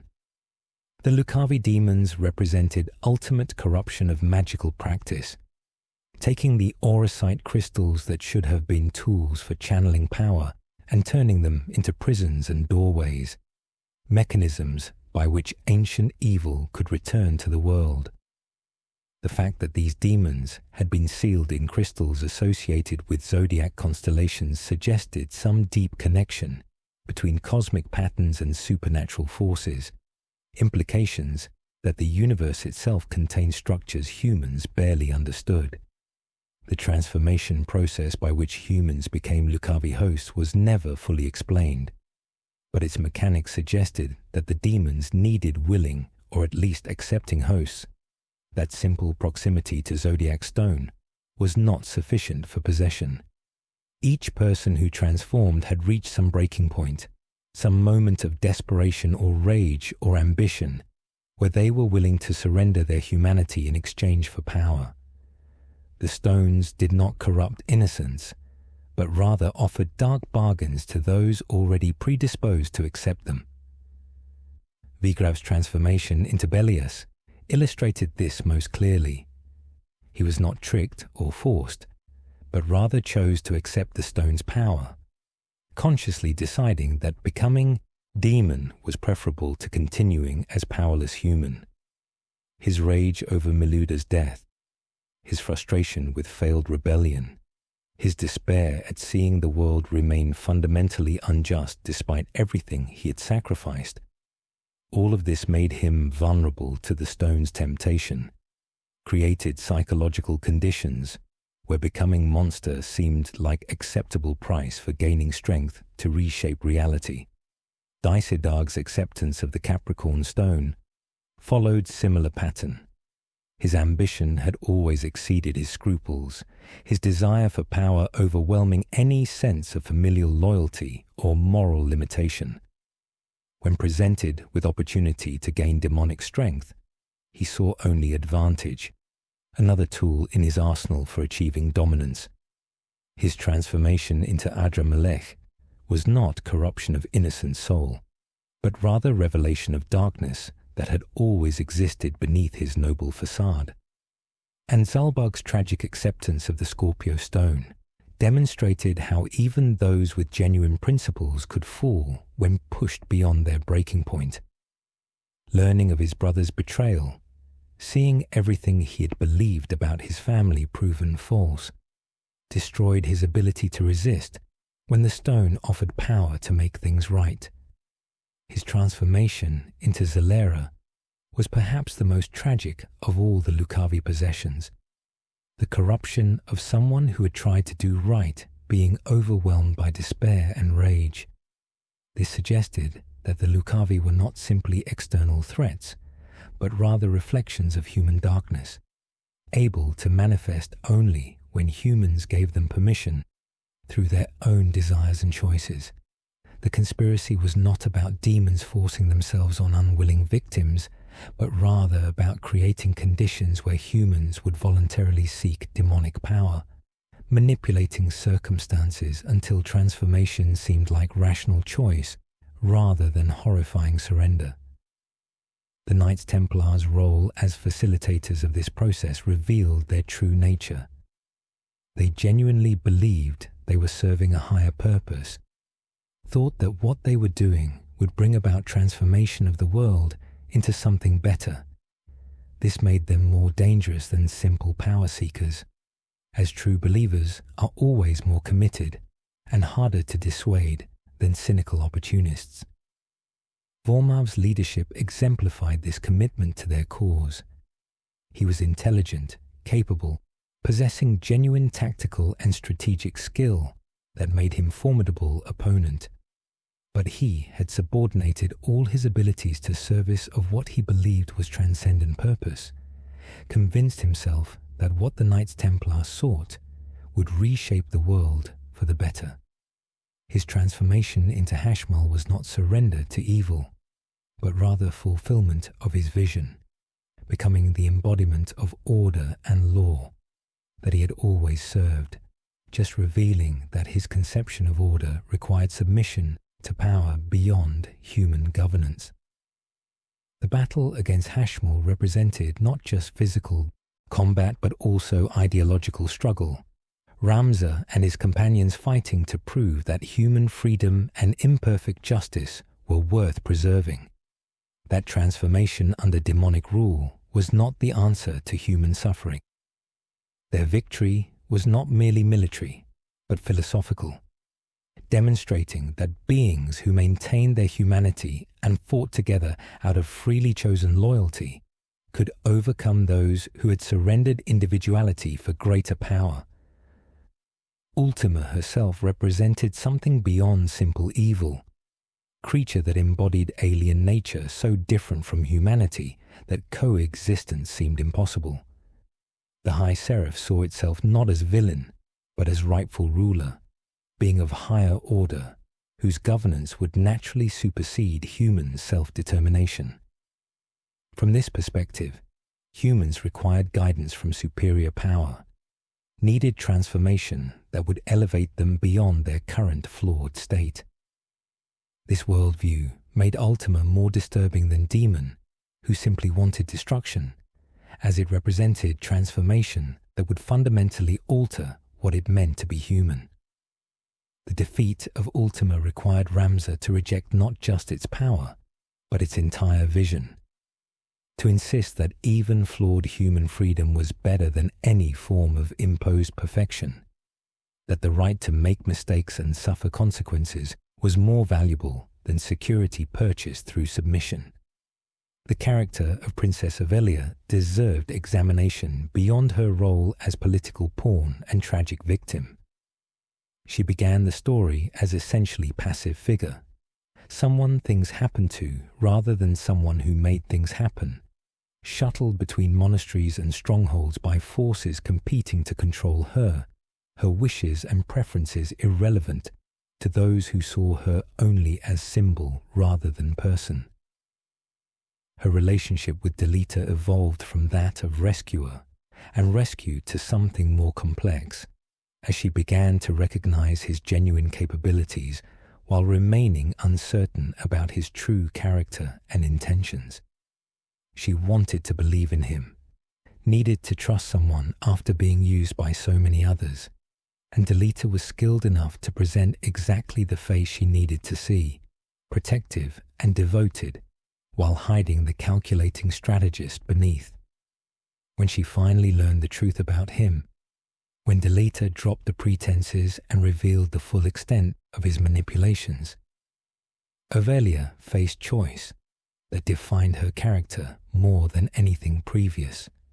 She could accept it, rationalize that his methods were necessary to achieve positive ends, continue playing her role as queen in governance she no longer controlled, or she could reject it completely, refuse to be complicit any longer regardless of consequences.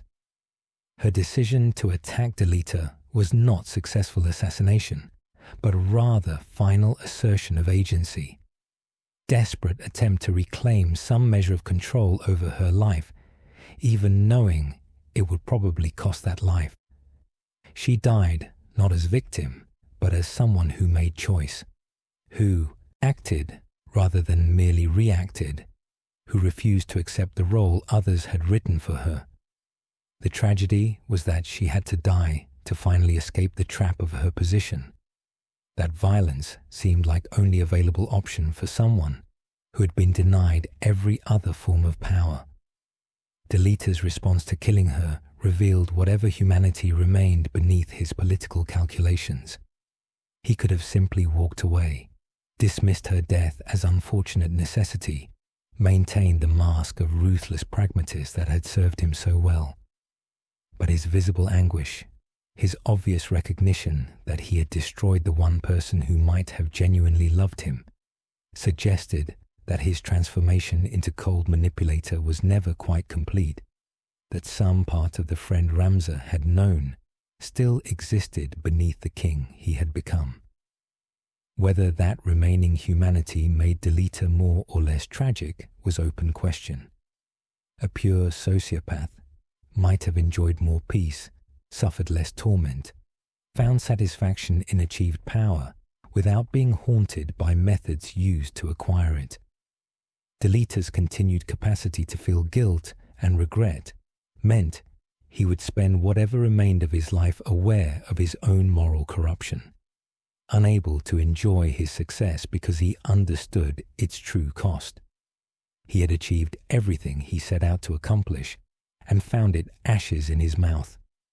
The classic tragedy of getting exactly what you wished for and discovering it was not what you actually needed. The supporting cast of characters each contributed their own perspectives and complications to the narrative. Agrius Oakes represented ideal of knightly devotion, someone whose loyalty to her charge was absolute, whose sense of honor required protecting those under her care regardless of personal cost. Her willingness to follow Ramza even after Ovelia's kidnapping, to trust this mercenary she barely knew because he was clearly trying to do right thing, showed moral judgment that transcended simple rule following. Mustadio Bonanza brought different quality to the party, his mechanical expertise and analytical mind providing contrast to the warriors and faith users who made up most of the fighting force. His presence reminded that not all power came from swords and magic, that intelligence and innovation could be equally valuable, that the future might belong to those who understood technology rather than those who wielded traditional weapons. Sidolphus Orlando, the Thunder God, provided living legend joining their cause, someone whose reputation alone could shift battles before they began. His defection from Duke Goltana represented inflection point in the conflict, moment when truly significant military force sided with truth against institutionalized power, making Ramza's quest credible in ways it hadn't been when pursued by a small band of outcasts. But Orlando also represented tragedy of man, who had spent entire life serving system he eventually recognized as fundamentally corrupt, whose military genius had been deployed in service of causes that did not deserve his loyalty, who could not reclaim wasted years even after seeing truth. His choice to fight alongside Ramza was not simple heroism, but rather desperate attempt at redemption, trying to make his remaining time matter in ways his previous service had not. Each companion who joined Ramza's journey brought their own damage and their own determination, creating fellowship of the broken rather than gathering of champions. They were not chosen heroes selected by prophecy, but rather ordinary people who chose to become extraordinary through refusing to accept injustice, through standing against forces that seemed overwhelming, through maintaining their principles even when doing so brought only suffering. This ordinariness made their heroism more meaningful than if they had been marked by destiny or blessed with special gifts. They succeeded not because the universe favored them, but because they refused to give up, because they supported each other when individual strength failed, because they believed that fighting for right cause mattered even when victory seemed impossible. Their triumph was human achievement rather than cosmic inevitability, proof that people could shape their world through choice and effort, rather than merely accepting whatever fate dealt them.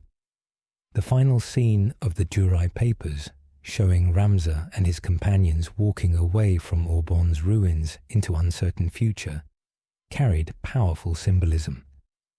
They walked away from power, from recognition, from all the rewards that societies typically use to honor heroes.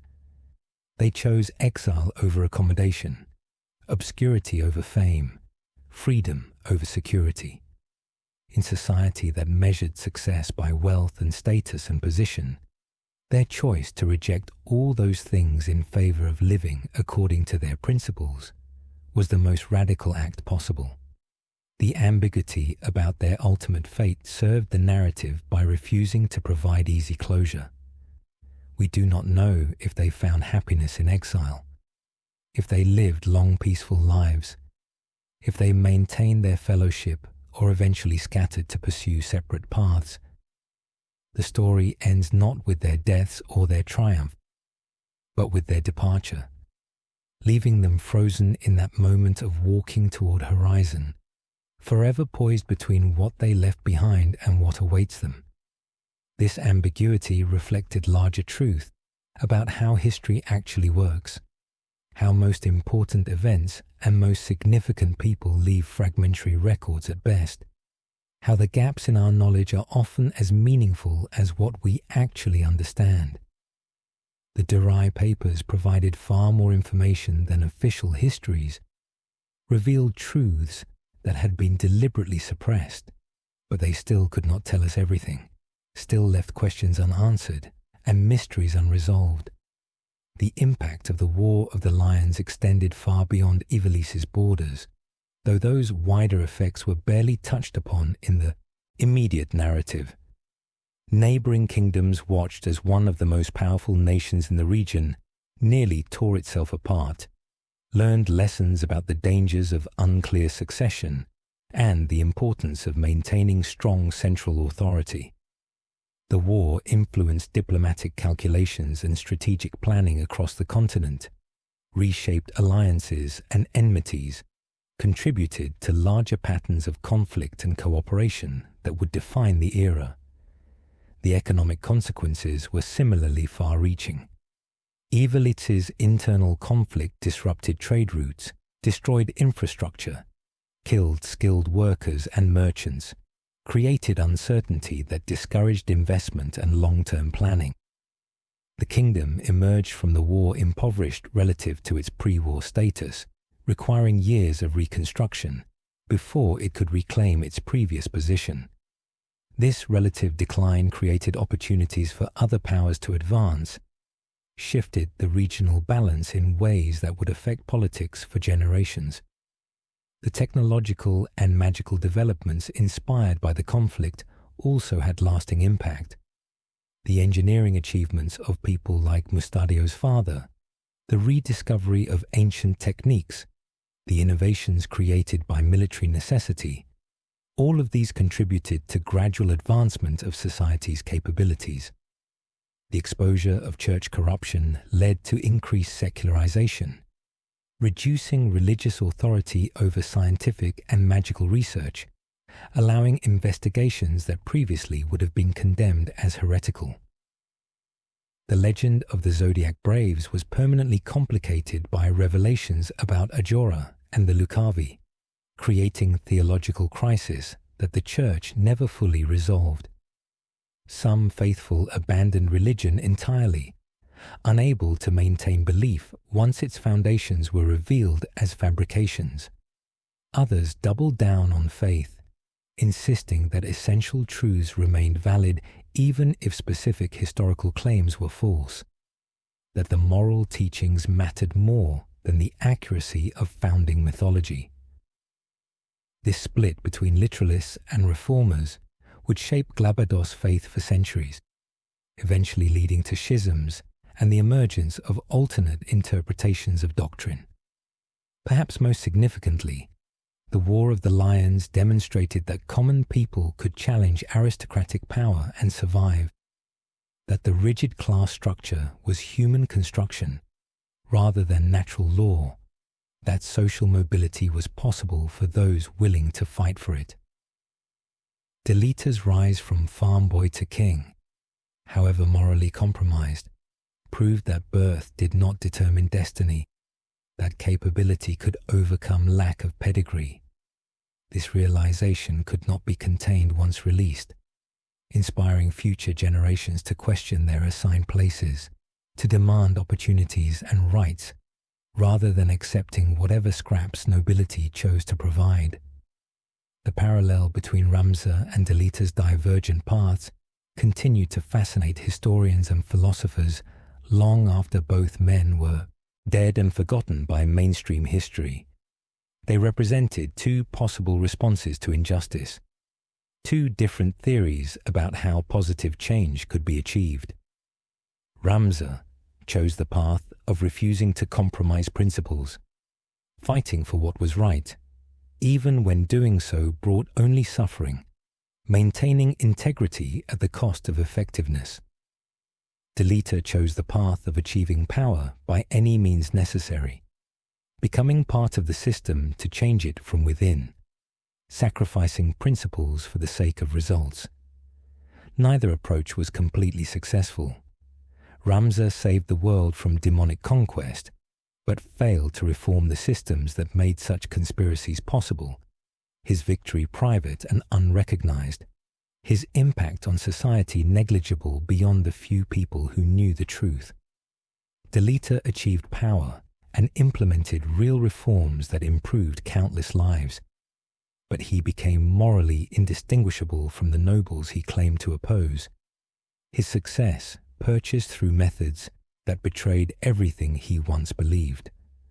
The question of which path was better, which man made the right choice, remained unanswerable because the question itself was flawed.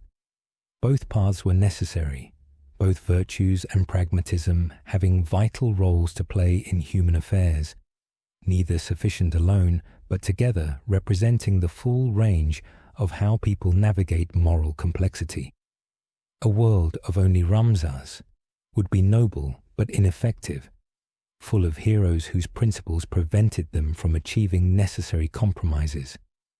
A world of only Delitas would achieve results but lose its soul, transforming into efficient tyranny where ends always justified means. The genius of their story lay in forcing us to grapple with this tension, rather than providing easy answers, in showing that neither pure idealism nor pure pragmatism could adequately address the challenges humans face, that wisdom lay in understanding when each approach was appropriate and what costs each entailed.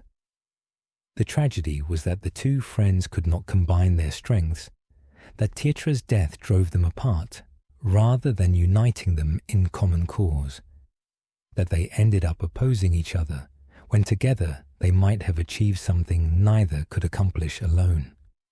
As we reach the end of this account, as the Durai papers finally run out of pages and leave us standing at the same threshold where Ramza stands in that final image, we are left with questions that history cannot answer and truth that cannot completely satisfy our desire for closure.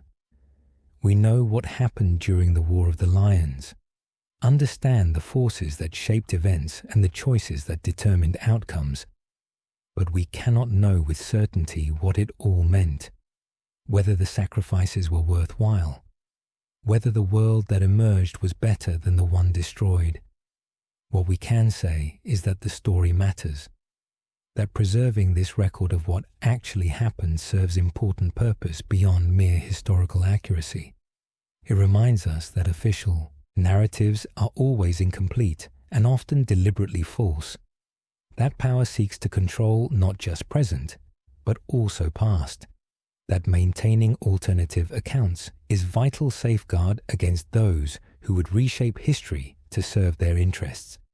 The Durai papers exist as testament to importance of truth-telling even when truth is dangerous. Even when speaking, it brings persecution and death. They also remind us that heroism comes in unexpected forms, that the most significant people are often those history forgets, that doing what is right matters even when no one will remember or acknowledge it. Ramza was erased from every official record, condemned as heretic, his name deliberately struck from the annals of his age. But he saved the world anyway, fought demons and conspiracies, refused to compromise his principles for the sake of recognition or reward. His story endures because Orbonne had courage to write it down and hide it away, because Eraslam Durai had integrity to publish it despite church opposition, because truth has a way of surviving even when powerful forces try to destroy it. If there is lesson to draw from the War of the Lions, it might be this: that history is not fixed narrative but rather contested territory, that who we choose to remember and how we choose to remember them shapes not just our understanding of the past, but our possibilities for the future, that maintaining space for complexity and moral ambiguity is vital even when simple stories would be more comfortable. Ramza was hero but not perfect one. Delita was villain but not simple monster. The church was corrupt but also provided genuine services to populations. The nobles were oppressors but also individuals with their own motivations and constraints. All of this was true simultaneously, contradictions and complications that resist easy categorization, human reality in all its messy glory. The War of the Lions was tragedy, but also triumph, catastrophe, but also opportunity, ending, but also beginning. Which aspect we emphasize depends on perspective we adopt, on which characters we identify with, on what lessons we need to draw for our own circumstances. And so we leave Ramza walking toward that horizon, Alma at his side, his companions following, their destination unknown, but their purpose clear. They chose freedom over security, truth over comfort, principle over pragmatism. Whether they found what they sought, whether their journey ended in peace or tragedy, remains mercifully unknown, preserved as possibility rather than fixed conclusion.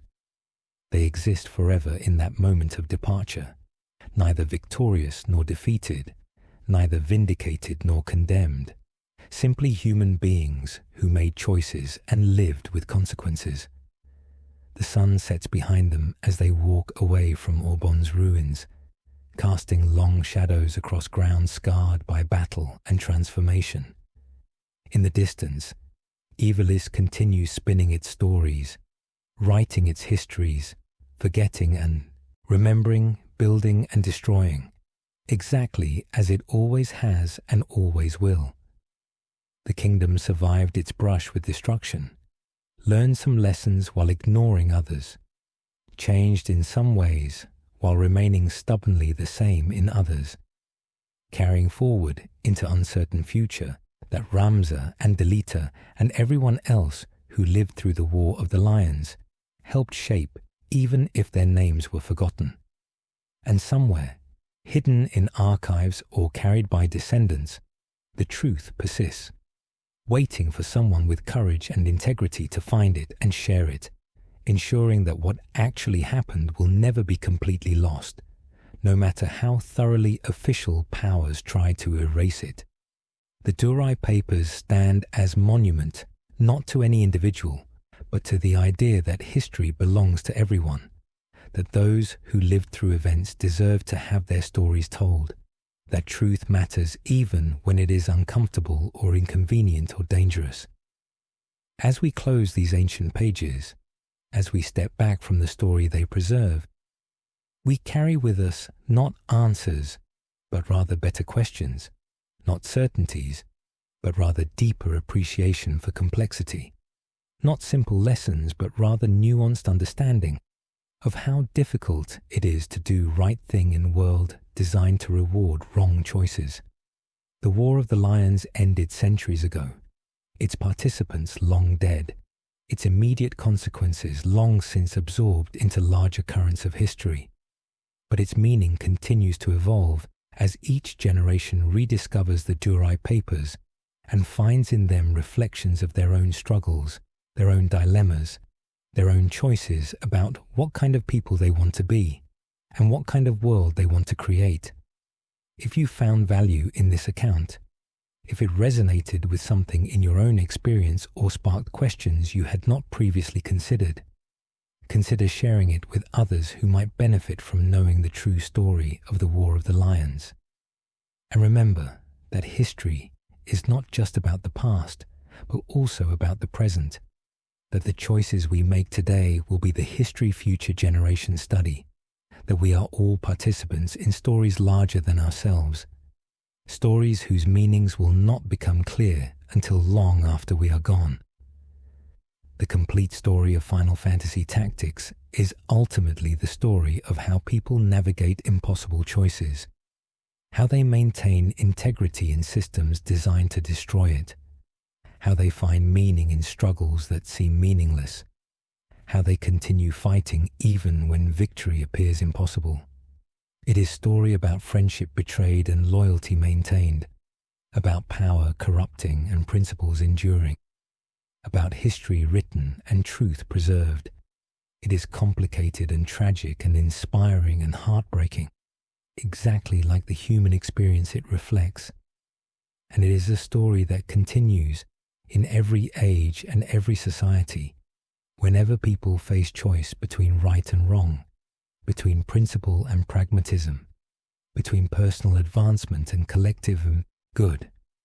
The names change and the specifics shift, but the fundamental dilemmas remain the same, ensuring that the War of the Lions will always be relevant, its lessons always applicable, its questions always worth asking.